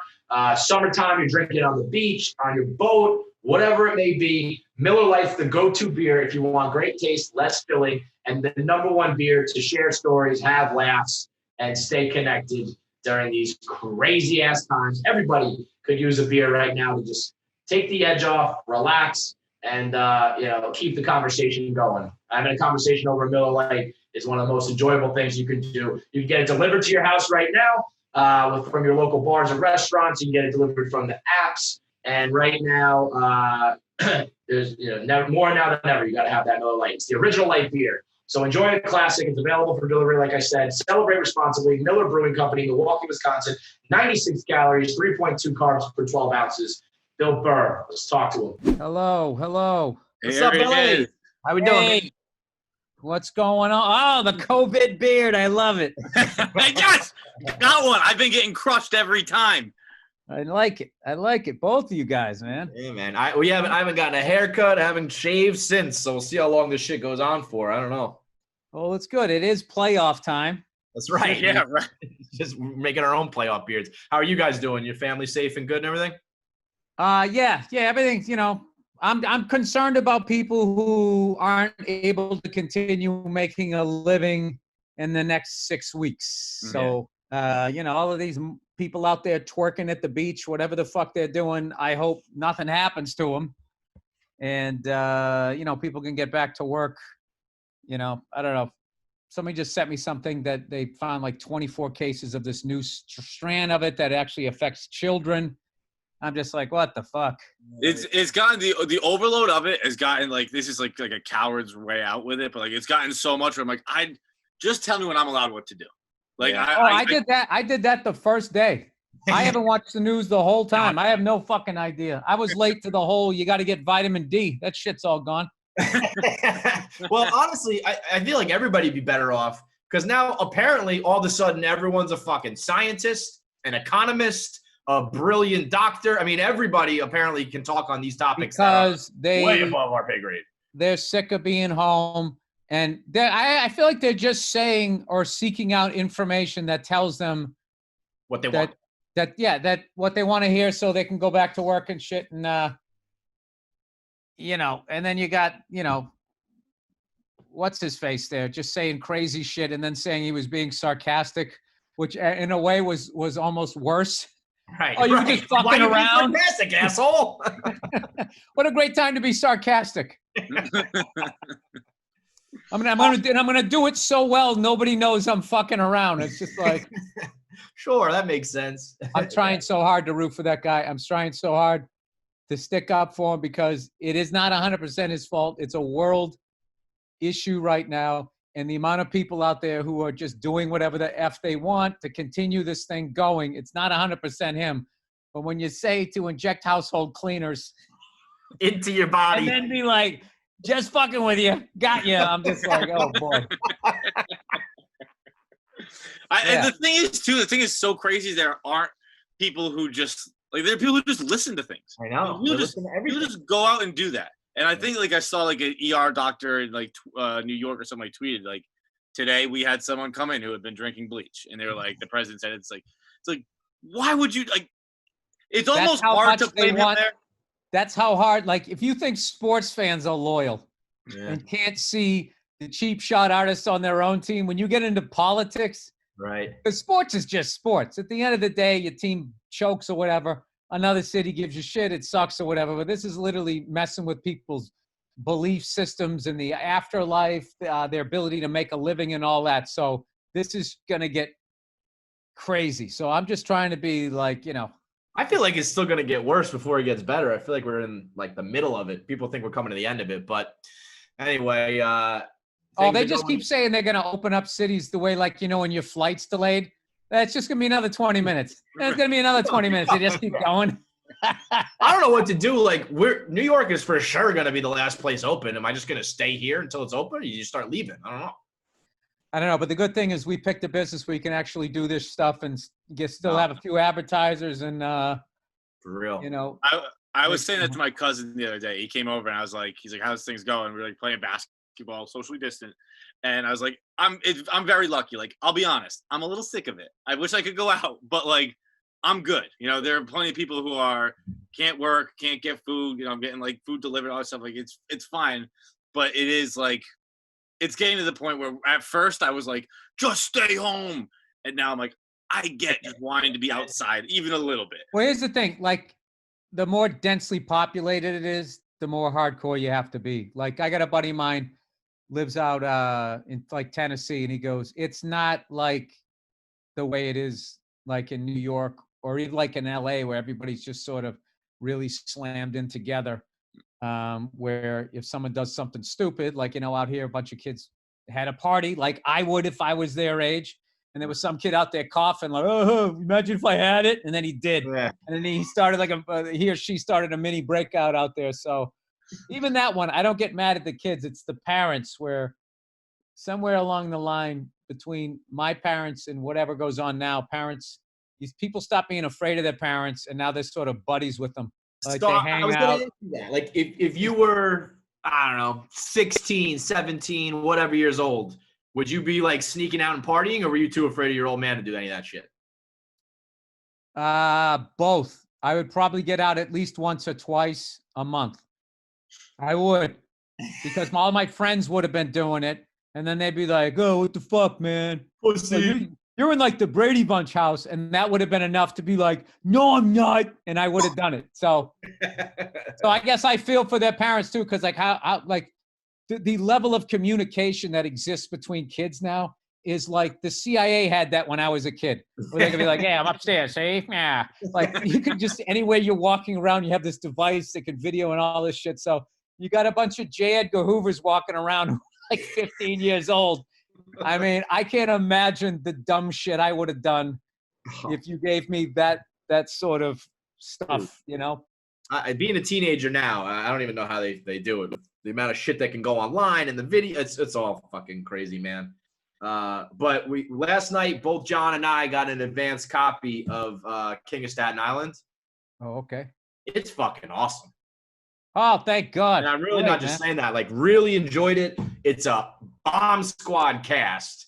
And I know that, you did Breaking Bad and Mandalorian and you have acting experience, but this was a fucking hell of a performance, Bill. I mean, you did some heartfelt acting. If you weren't one, first of all, Kevin and I, like, we get a lot of screeners, obviously, because we have guests on, and like we don't You're in always. the mix. I think you're trying to say you're in the mix. We have some guests here and there, no big deal. But we never like watch it at the same time and text throughout the whole thing.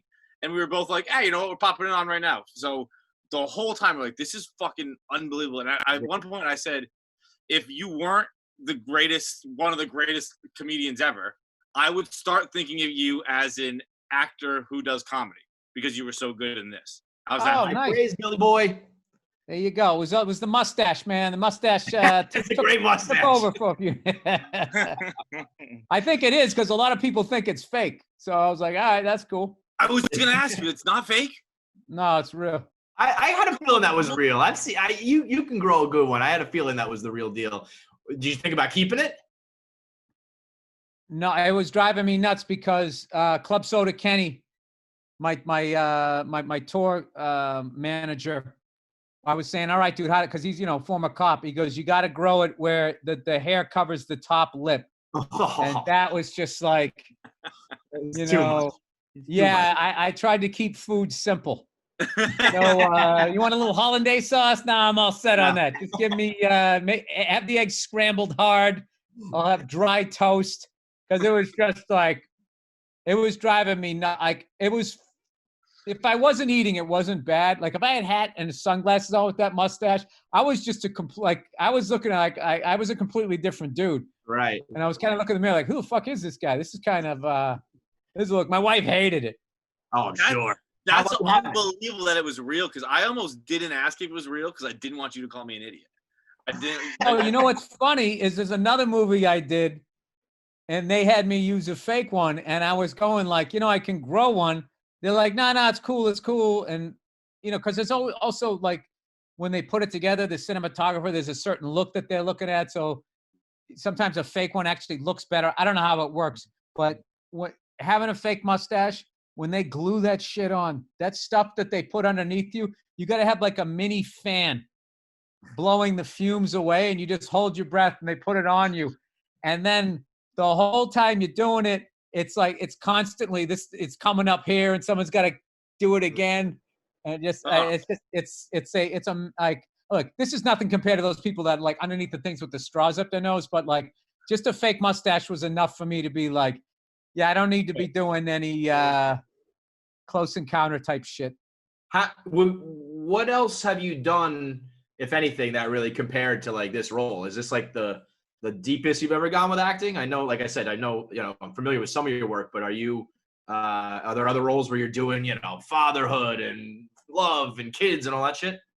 Oh, I see what you mean. Yeah, no, this is the first time a character of mine ever had like a romantic sort of storyline. And I was having a panic attack. Like I was saying to my wife, I should have said no to this. I can't fucking do this. I'm just, I can play an asshole. And I was really in my head, and I had to kind of do the whole, dude, just like chill out, all right? like on-screen kiss. I never did that before. I was gonna say, I mean, making out with Marissa Tomei is no fucking joke. Hey, no fucking joke. Yeah, no, I was nervous about all of that, but I just was like, all right, Bill, have you ever kissed a woman before? Yes. Okay, do that. Why are you acting like you're like 14 again? I mean, it is different in front of a camera, though. I can kiss a girl. In front of a camera, dude. When we did the kiss in front of the house, like the way they shot it, like the neighbors, just regular people were sitting on their stoop watching the whole process. Yeah. As we're going like, is this like a kiss? Is this just a quick goodbye? Blah, blah, blah. Like, thank God I got to do it like with such an experienced like actor. Like she knew the ins and outs of the whole thing. And I'll tell you, dude, she like, I worked with some amazing people. Like she might be the best I ever worked with. She was unbelievable. And there was so much stuff that she was doing that I didn't even notice. Cause you get your lines in your head, like trying to not look at the camera and stuff. So when I actually watched it, there was all this subtle stuff that she was doing. I mean, you saw her play Edith Bunker right before it too, which I finally watched because everybody told me how hard she crushed it, and I was already nervous about working with somebody who had won an Oscar. So I was like, all right, I'm not going to watch that because I'm already in my head enough. Mm-hmm. But yeah, the stuff screaming at Pete, that was easy because we. Well, yeah, when you start, like. You're like, you're fucking kidding. And I'm like, all right, it's Bill. He's doing it. And then it was like, it took a turn. It was a whole new guy. It was crazy. Yeah. That was, I think that was all like the way Judd and Pete put it together. Mm-hmm. That it was kind of cool that I don't want to give away too much, but the first time people see me is like the first impression of Pete and his family or whatever. So it was really cool how they edited it that way. And yeah, there's so many, and not to mention, there's so many amazing people in the thing that I got to. I never worked with Dom Lombardozzi before, who was on The Wire, Boardwalk Empire. My favorite, I can't say this stuff because I don't want to ruin it. Steve Buscemi. Mm-hmm. Everybody, even like they had Machine Gun Kelly, Action Bronson, like just like little roles. Action Bronson was hilarious. Yeah. Action Bronson he just came through a wall, Bill. Huh? Action Bronson once threatened me to throw me through a wall. Our interview did not go well. Oh, okay. Well, I don't know. I had a good time. I would like to see that. Bill, I had a good time too. I was Silver just sat there like, all right, go ahead and do it. I was like, I turned. I was like, Kevin, you're on your own on this one, bud. Yeah. Well, I would not want him to get his hands on me. That guy, that's a strong dude. I love his show too. You ever watch that show? Fuck, That's Delicious. Mm-hmm. It's amazing. I mean, those guys are like. It's funny to look at them. You'd think that they were eating it like White Castle. No, they're like. You look at him like, oh, that's all gourmet food. That's legit. How was Pete? I mean, Pete's had a crazy rise and public life and all that shit. I thought you guys had like an unbelievable rapport. Did you know him beforehand through comedy or anything, or was that the first experience you had? Yeah, I met, believe it or not, I met Pete. I was doing, Jim Norton put together this tour, which I swear to God, this was a show. It was unbelievable. It was called the Antisocial Network Tour. And it was Jim Norton, Dave Attell, Jim Brewer, and myself. Wow. So I used to watch all three of those because I'm a huge fan of all of those guys. And like, when I first came to New York, Jim Brewer and Dave Attell, they were like gods. And like I remember there was a couple guys like Pete Corielli used to go on the road with Brewer, and I remember thinking like, wow, man, he knows those guys. It was an amazing thing. So just to be on it was incredible. So anyway, so we did the tour, and I was down in Atlantic City, and of course, the day of that, the fucking Patriots played the Jets and lost at home that game. Good. Fucking good. Then all these guys in the front row had Jets jerseys on. Man, I got trashed during that show. So I'm coming out the next day out of the lobby, out of the hotel lobby there, whatever casino where you're at. And I was like ducking out, trying to make sure I don't get trashed by Jet fans. And this woman came up to me with this tall, skinny kid.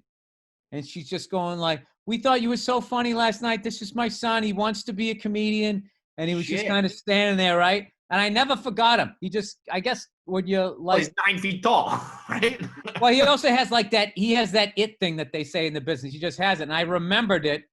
And I was like, yeah, she said she already had driven him to his first open mic. So I was like, I said, hey man, you're doing it right. I didn't start till I was like 23, almost 24. It's a young man's game. You know, he asked me a couple questions. I think he was really like sort of awkward and shy or whatever. And then years later when I met him, he goes, I don't know if you remember this. And he started telling a story. I go, outside the elevator, that tall, skinny kid, that's you. He's like, yeah. That's awesome. Yeah, so we always kind of had that cool thing. And as he, rose up so fast, I think I got to know him, like I got to really know him after he got on like SNL and stuff. And like he started selling tickets and stuff. And I was in New York or something, and he was asking me questions, because promoters try to steal from you and all of that, like, The ins and outs of the business. Yeah. Yeah, that's it. So we kind of got to know each other that way. He did a Patrice O'Neill. He did one of the benefits for that. And I just, he just was always like, and I remember when I watched him doing stand-up, his poise and what he was talking about really impressed me. And I was like, all right, this guy, it's all if they stick with it, if they have the work ethic, you don't get sidetracked and all. Like, this guy is going to be, he's going to be a force. With you were talking about earlier with like the nerves of Marissa Tomei, first kiss and all that, having to do that on top of having to like act someone's real life or semi-real life, like that must have been really weird to have to do that. I remember in the movie Honey Boy, Lucas Hodges says with like Shia LaBeouf, he was like kind of asking for permission to like go to certain levels. Was there ever any of that with you? Where you're like, I don't know if I should say this because it's like his real life. Yeah, there was a couple jokes talking about Pete's character's dad, the one who died in the hotel fire, not his real dad. Right. So there's a couple jokes where I was kind of like, I don't know if my character could say that and Marissa's character would still like me. And then most of it was the firehouse stuff. And that was the stuff where it was like, we went, one day we all met all the people that worked with Pete's dad. And we went down to the firehouse where he was at, and they had all the 9/11 stuff up on the wall, and they had pictures of his dad and all that. And then I was just like, oh my God, what have I got myself into? That's no joke. I have to do this justice. Yeah. So there was like, the cool thing about firemen is they bust balls the way comedians do. Yeah. So there was a couple, there's a number of, aside from Steve Buscemi, who actually was a firefighter before he became an actor, there was a number of people on the show, Mario, John Sorrentino, just really John actually knew Pete's dad, was in the firehouse at some period when his dad was over there. I can't quite remember, but like he was a guy those were the guys I was always going over to, was like, does that sound right? Does that sound like real? They're like, great. Or like, do it more like this, or don't put the mask on like that. Don't go like this. Yeah, you're a boss, so you sit there and you do all this, the whole firehouse etiquette. And I would just sit there listening. You know what I mean? I mean, it was definitely more than just growing the big stupid mustache. I just would have looked like me with a mustache. So definitely looked the part, like in the scenes where you're in action and shit, and you got the gear on and everything. It was like you as far as I know, that was the hottest fucking day I knew it was going to be of the summer. Yeah, it was just like the way they lined it up. It was the last week of July. We're going to shoot the fire in the Bronx. I'm like, all right. So I remember the day before wasn't that hot. And we were driving up to block the scene.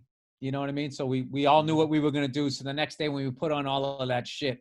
But I have to say, they went out of their way with like the mobile air conditioners and all that type of shit. I can't imagine like, and what's so funny, it was a Hollywood fire. So you do a couple of takes and be like, oh, give me the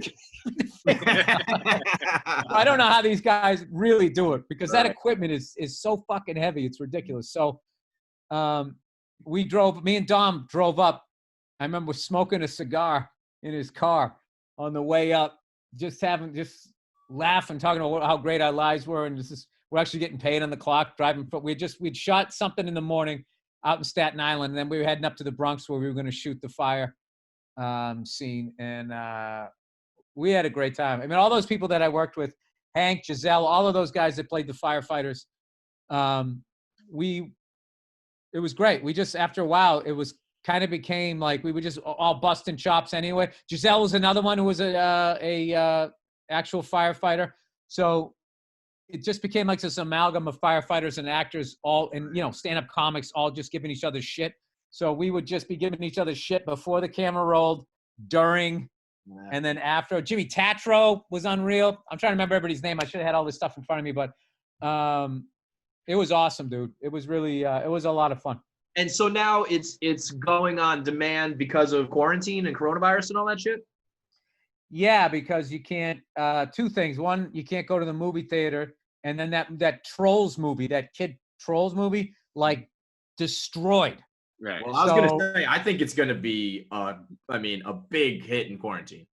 Yeah. So then I think people were going like, oh, all right.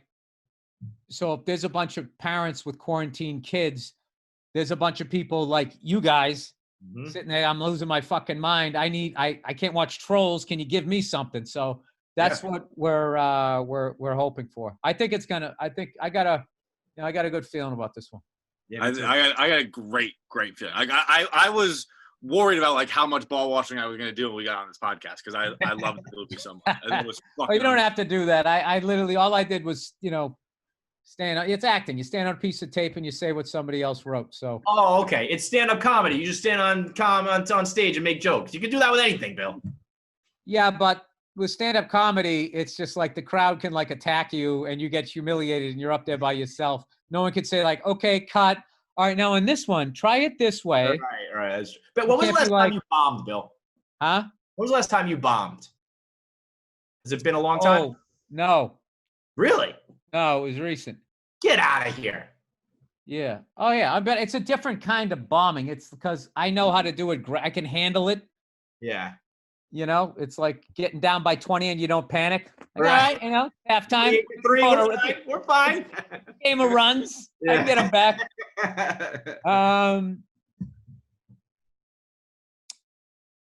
Let's see. I did, right before the pandemic, I was popping into like bars that were doing stand-up just because I just had a bunch of stuff I wanted to try out. And the Comedy Store is just jam-packed every night. And there was somebody up in the belly room, because I usually go up to the belly room to try stuff out. And I was just like, hey, let me get out of this area. And I went, and it was, I don't know, it was just a very, it was almost like a radio audience. Like, we appeal to white males, 18 to 34. Yeah. This was like, I don't know what the deal was, but I just got a lot of oohs and it wasn't like I was bombing, but probably maybe last summer, you know, I was trying out this bit about this lesbian who bumped into me on purpose. And I did the bit and I got like halfway through it. And I didn't realize it was sort of the gay show. I should have known because it was all these penises with the balls, all like these little paper. I don't know why.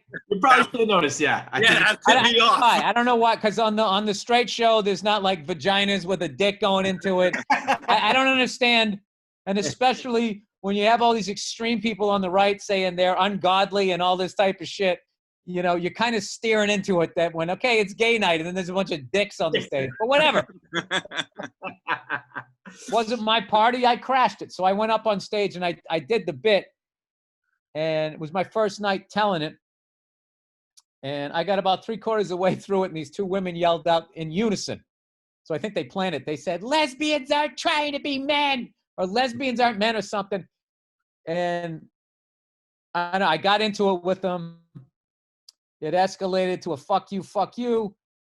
And, you know, it was classic stand-up comedy security. They kicked the person out just a half an inch past the door. Don't lock the door. And then they're like, well, that's that. So I got off stage and I was like, where are they? They're like, oh, they're gone. I'm like, they're gone? He goes, yeah. I'm like, all right. So I put the hoodie up, start walking through the restaurant, anticipating the second I get outside, they're going to be there, right? I didn't even get outside. They were at the bar. Hey, fat kid, fuck you, fuck all that stuff, right? And I gave it right back to him. I looked like I was arguing a call with two female umpires. So then I walked down the street, and it took me about 3 days before I kind of came down from it. And I was thinking, like, all right, do I want to be doing that? Not like I was like mad for 3 days, but every time I think of it, I'd be like, I'd be whispering to myself, and maybe if you let me finish the fucking joke, saying all the shit I wanted to say, right? Yeah. I just started thinking, like, all right, is that the reaction that you want from that joke? No. Right. Not worth it, right? Do you still want to tell a story? Yes. Then you need to tell a story that this story, the way a lesbian's going to hear it, and not think that is going to hear it the way that I'm saying it, and don't think that I'm like some Trump supporter, blah, blah, blah, blah. And it ended up being a great bomb because, like, within 6 weeks of that, I remember being in LA and I did the same joke. And this lesbian came up to me afterwards and she goes, I felt like you were talking about my life. And I was just like, because that's what I was going for. What it ended up becoming, it's a long story. I ended up meeting somebody on the film who was gay, and I was bitching about my wife one day, and she started bitching about her girlfriend, and it was the exact same conversation. I was like, holy shit. And then that became the in. Right. That became the in on the joke. Right. And then it became, rather than, this straight guy saying this shit about this lesbian, we all became people dating women. Right. And the whole thing came together. So, yeah. So that's the thing, too, why, during this whole time when, people will film like a little clip and then be like, oh, he said that and that means this and blah, blah, blah, blah. And it's just like, like jokes are just constantly like a work in progress. Or even like, I'm reading this book right now called The Code. Did you guys ever read that? It's a hockey book. No, I don't think so. This guy, I think it's Ross Bernstein, Joe Bartnick. I don't know if you guys had him on yet. Joe Bartnick from the Puck Off podcast. He gave it to me, and I finally got around to reading it. And they were talking about that Todd Bertuzzi hit. Right. And I remember when they showed it, and I was like, oh, man, oh, God, that's terrible and everything. And this book gets into all the soap opera that leads up to the moment and talks about how ESPN, all these people don't watch hockey, just watch the moment and go, it's a barbaric sport, blah, blah, blah, blah. So it's really fascinating. It's a really fascinating book because I love the fights in hockey. But the more I read the book, I still find it fascinating that they haven't figured out a way to police the game without having the players police it. And I think that's part of not being a professional hockey player, because I'm just like, well, why don't you just punish people that do shit like that to a fucking level that they won't do it? But it's like, this is the best book I've ever read. It's called The Code, Ross Bernstein, as far as breaking down. I mean, I've watched hockey for 40 years. I didn't know a lot of this shit. Yeah. As far as how that whole thing works. All the fights from like switch the momentum to the 6 games ago soap opera stuff. Right. It's really, really fascinating. How you holding up? I got a book recommendation for you, Bill. It's Ice Time. It's a true story of the I think it's 99-2000 Methuen high school hockey team. It's awesome. Nice. It's like the writer gets embedded with the team and follows them through the Massachusetts high school state playoff games. It's fucking really, really sick. It's called Ice Time: A Tale of Fathers, Sons, and Hometown Heroes. It's a great hockey book. I remember I used to watch my high school team, and we made it deep into the finals one time, and then we played a private school that just, they had the number 1 draft picks from every friggin' town. Mm-hmm.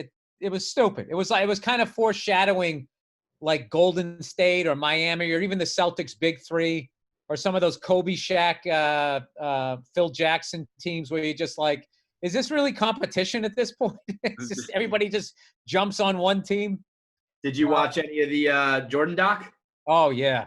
Yeah. Think? And what I love about it is what a lot of documentarians and press people are criticizing, saying that, well, Jordan had final edit and blah, blah, blah, and all that. It's like, well, finally, after like almost 40 years of you guys telling this story. That's a great point. I was blown away by two things. First of all, when his dad got murdered, I didn't know it was two 18-year-old kids. Yeah. Random shit. I didn't know that because I was watching the shit on the news and listening to all the scuttlebutt that, this is, is gambling debts and blah, blah, blah. And even a buddy of mine going like, dude, I was a degenerate gambler. He goes, it doesn't escalate Murder people. to that level. Right. I have a friend. I have a friend who's a bookie right now and had like someone skate town on him for like $100,000. And I was like, so what do you do? He's like, what do you think I do? Like nothing. Nothing. Like, he just don't get $100,000. Now there probably are better bookies than him, but he's like nothing. That kid just lives in Chicago now. Like, I'm never getting my money. Yeah, well, here's the thing. He's going to do that again in Chicago unless he gets help, and eventually he's going to get the ass kicking he deserves. But the thing about it was the money. Like, I love that he cleared that up and how he really called the press out on their bullshit. And then what else I was blown away by was what an incredible teammate he was and how coachable he seemed to be, and how, when he fought Steve Kerr, Phil Jackson could still kick him out of practice. Mm-hmm. I mean, this guy was making like $100 million selling sneakers and shit. And he's like, Michael, you're out of here. And then he's like, I felt bad. I felt like this big. I beat up the smallest guy in the team. And yeah, he said going into it, you're all going to hate me and you're going to learn I was a tyrant. And it was like, all right, there was the Steve Kerr story. He shit all over Scott Burrell. And apparently he was mean to Will Perdue. Like that really seemed like it. I mean, maybe there was more they didn't talk about, but it was like, if that's all you're talking about, Michael, I think you're okay.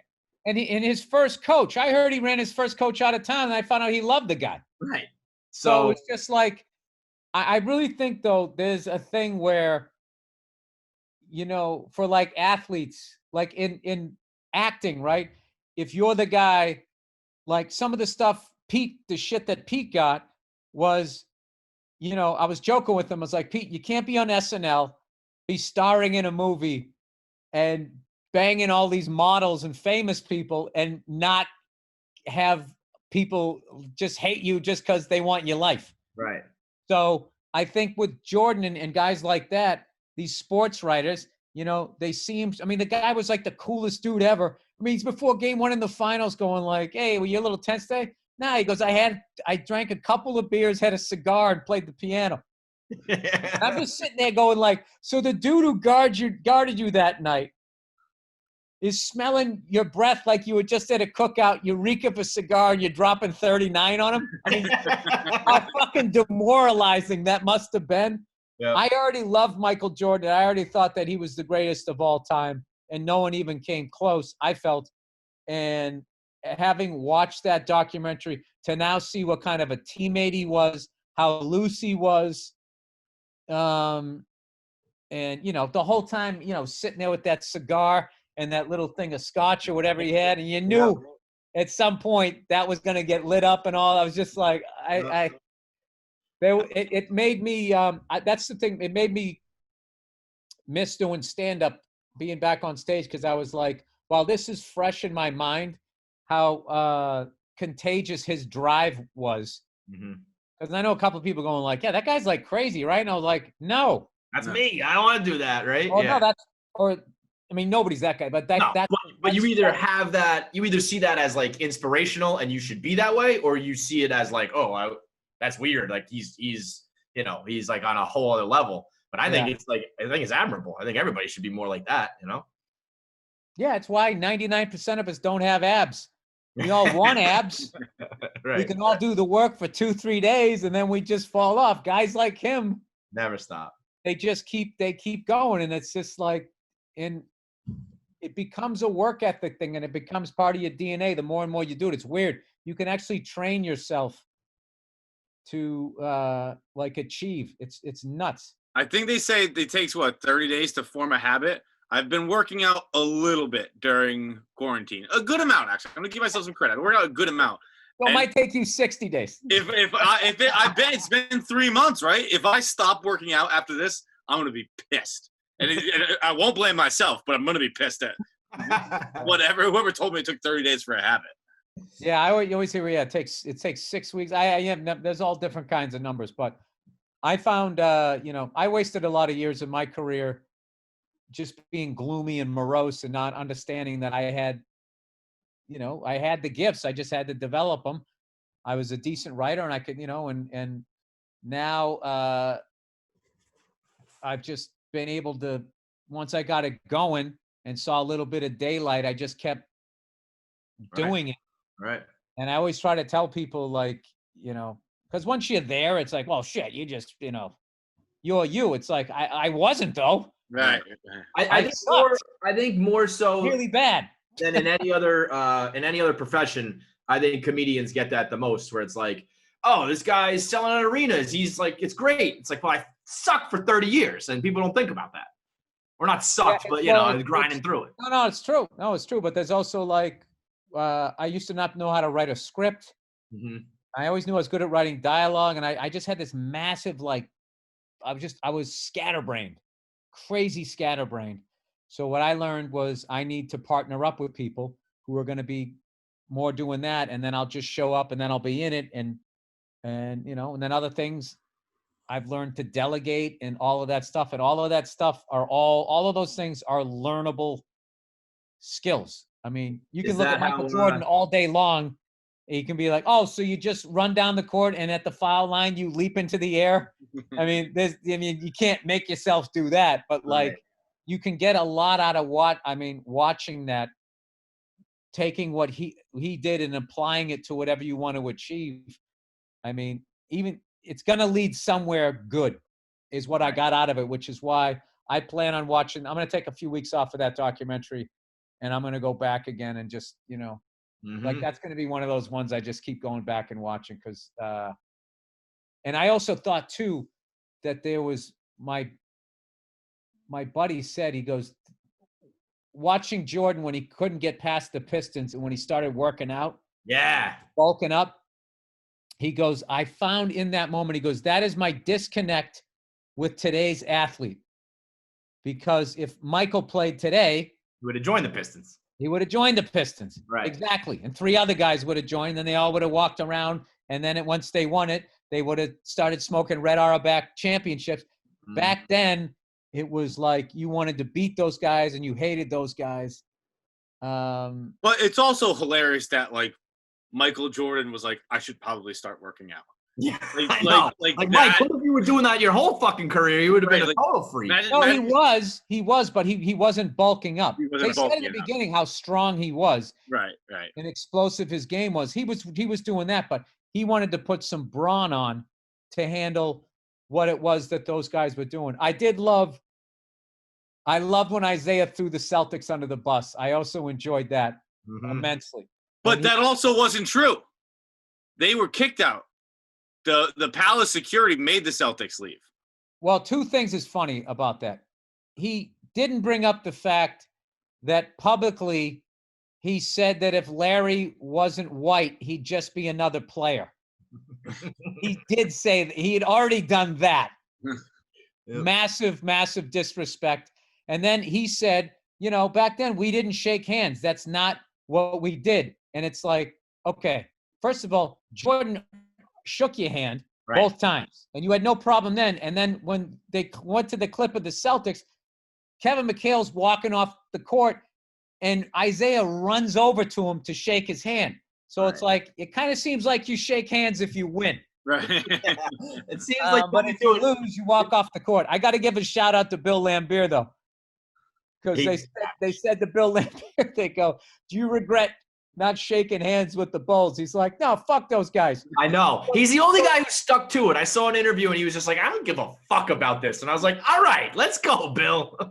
Yeah, and I hate Bill Laimbeer as a Celtics fan. I can't stand that guy. Yeah. And when I watched the 30 for 30 and he was going like, yeah, we tried to play a mind game with people. Like he was out there playing chess. It was like, dude, you just waited for people to leave their feet and you tried to end their careers. That's the mind game. That's not a mind game. That's just you were a fucking goon. But I will say this though, that motherfucker at the top of the key was money. Yeah, and for a guy 6'10", 6'11" to have that shot, dude, I'm talking nothing but net. Yeah. And I used to just that whole team, like they were. Everybody talks about the Lakers, the Celtics, and then Jordan into the Lakers again. But it's like there was a little dynasty right there with Isaiah and Bill and like a lot of good players. Were a great team. Just They gets were overlooked. John Sally, Joe Dumars, Yeah. Vinny Johnson. I love John Jeff Sally Clark. being like, I'm gonna shake these guys' hands. This is a bad idea. I don't know about you guys, but like, I'm not gonna fuck around with this. And it was like, oh, that was smart. Who did that? John Sally. Oh, he did. Yeah, he was like, this is John stupid. Sally was another guy. Like that was a great team. And I liked what's his face? Mohorn I even liked. Mhm. Lambeer was dirty to me. Mohorn was he was more like an Oakley type of guy. Right. But like in the end of the day though, all these years later, it's like I hated him then, but like I love all of those guys now. Well, especially like you said, compared to today's basketball, it's like even if they were your rival, that's the game. That's the way you want to watch the game, Well, I feel like the kids today, I could say that, going to be 52 next month. The youth. They're missing out.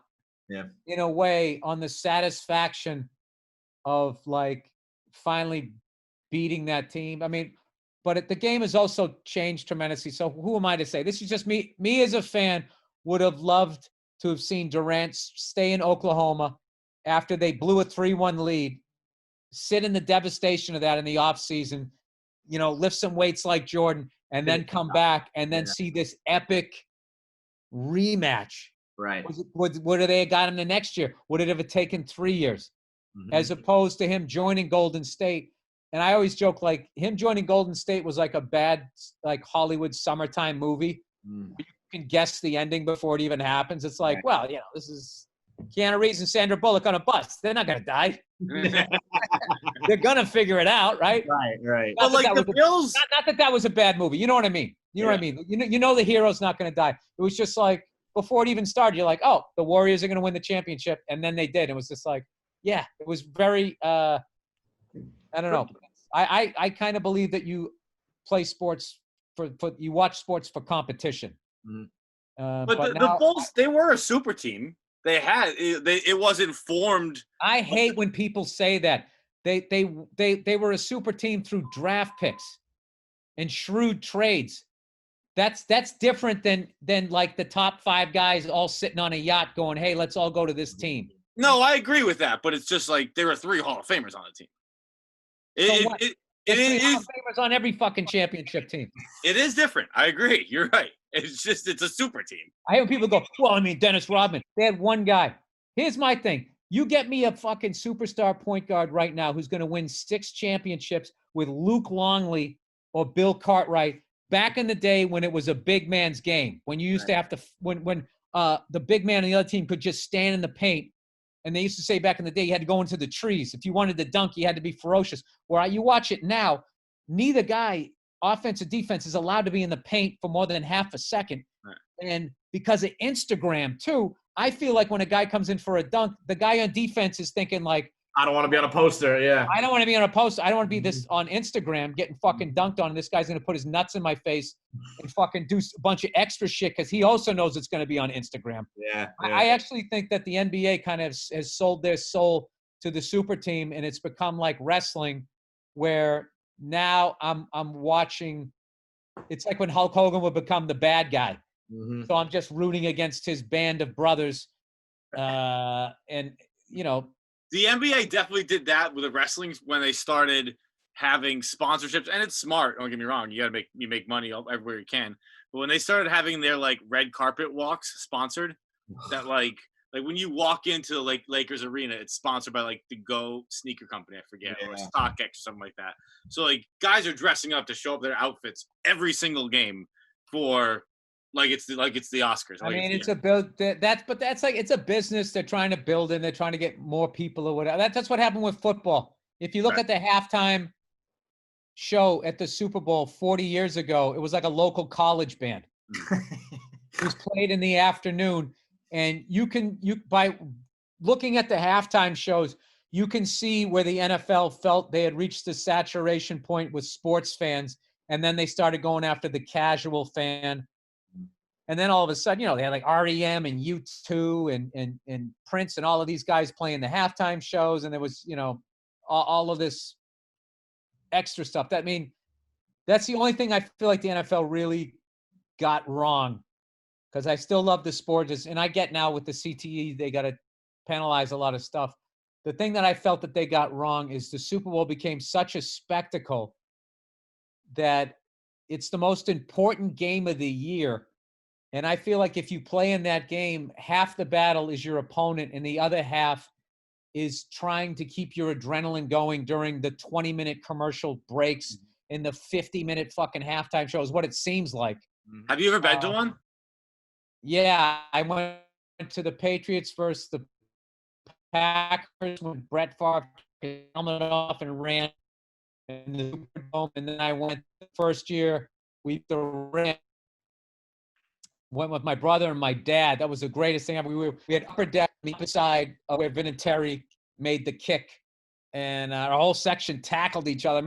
I remember being worried about my dad.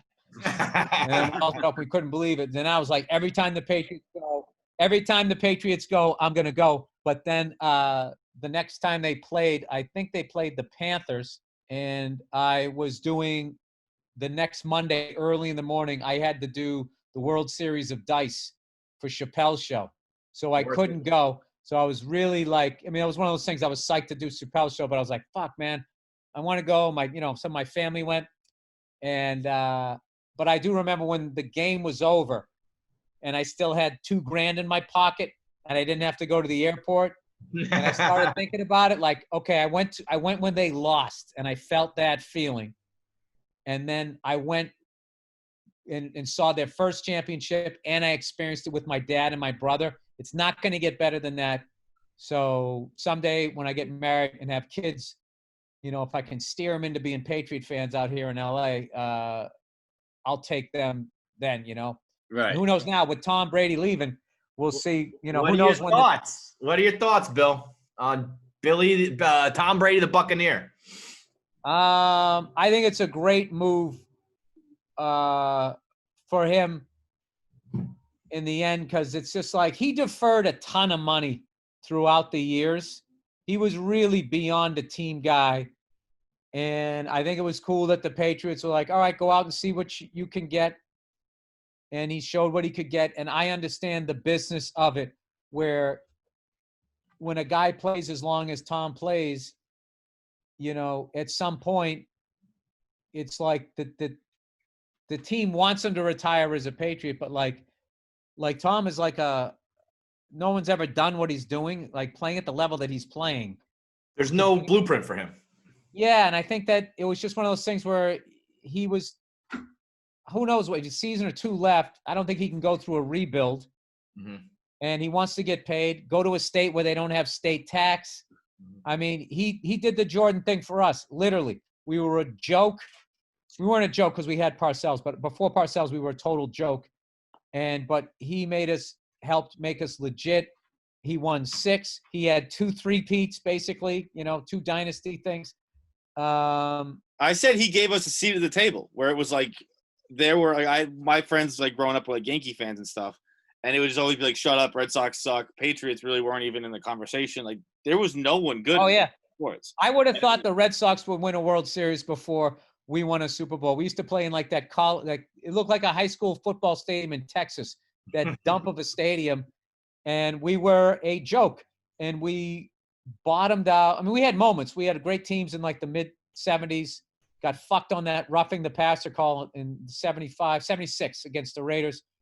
And we had got crushed by the Bears in 85. But we had some good teams in there. But by 90 and 91, the Rod Rust year, we really bottomed out. Victor Kayam, the Zeke Mowat shit. It was really bad.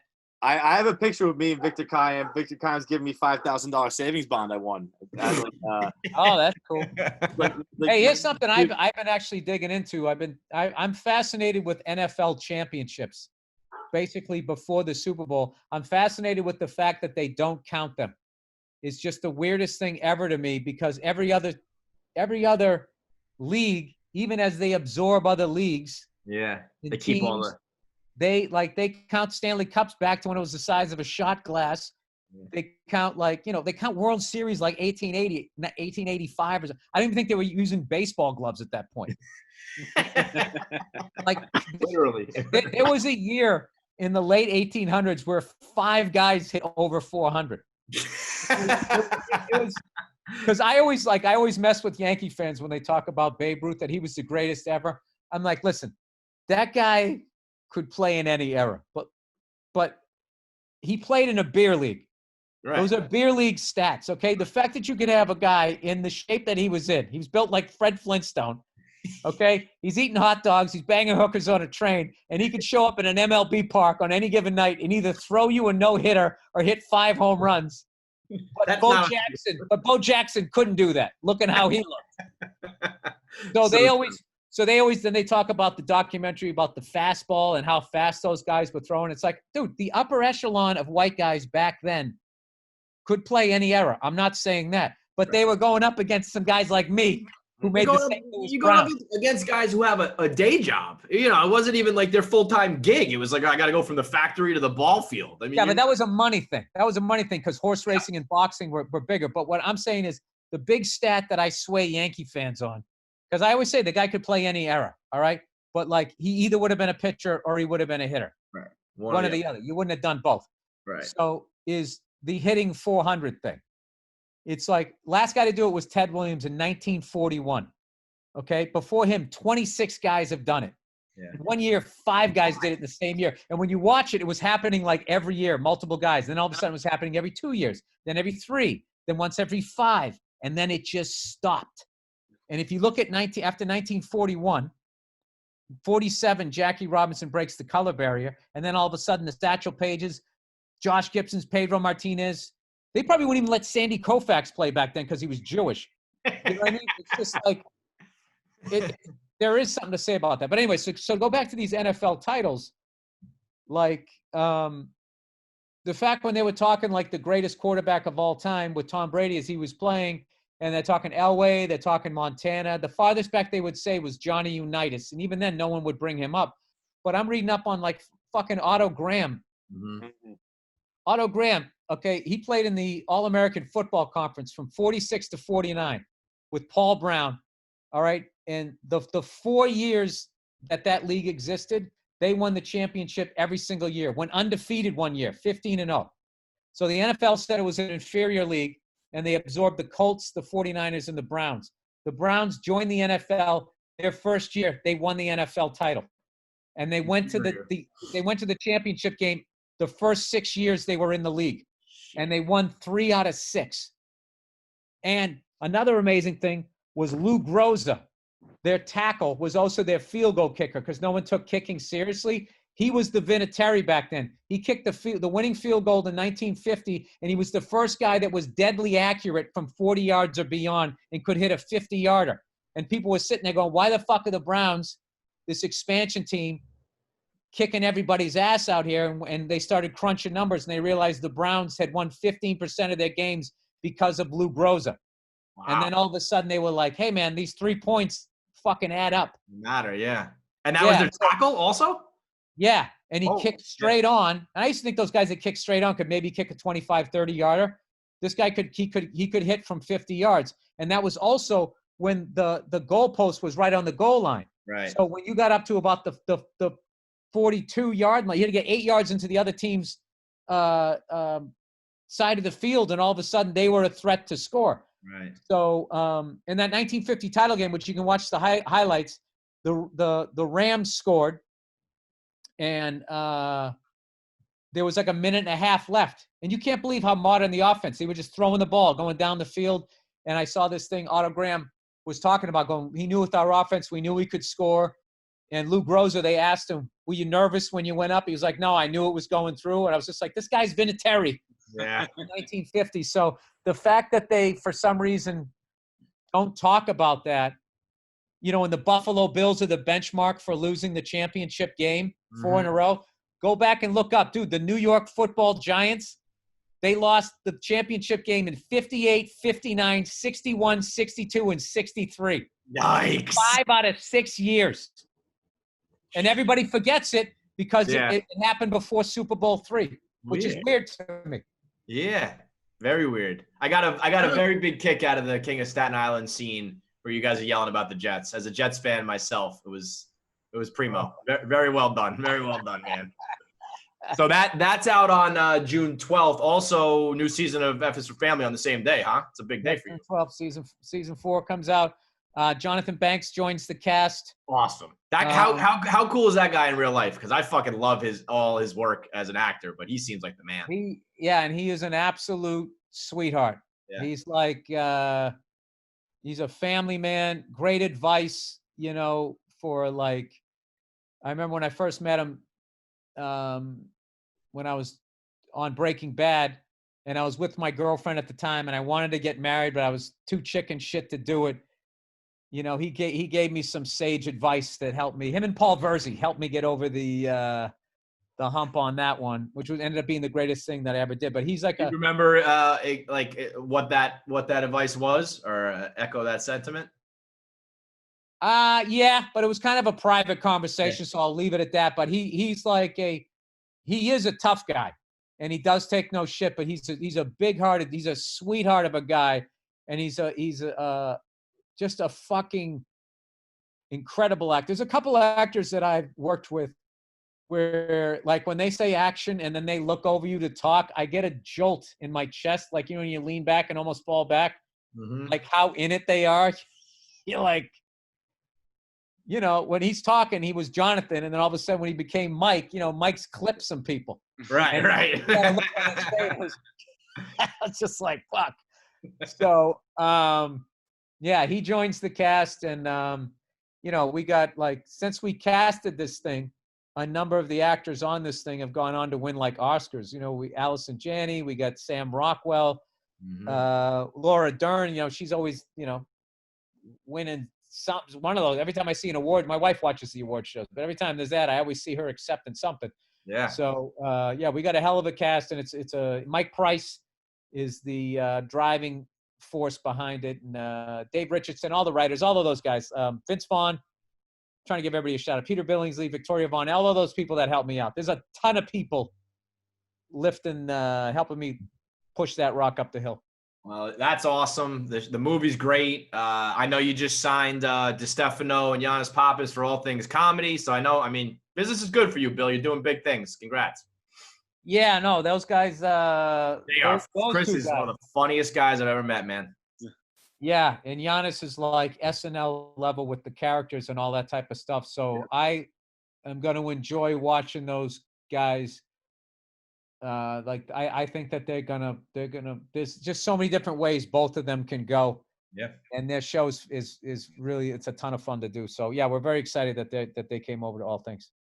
All right. Well, we appreciate it as always. Thanks for the time. Stay safe, yada yada, and let us know if you need anything. All right, man. Yeah. You can call me anytime, dude. I'm around too. Everybody's available. All right, guys. Thank you so much for saying those nice things about the movie. All right, we'll see you. You got it. Thank you.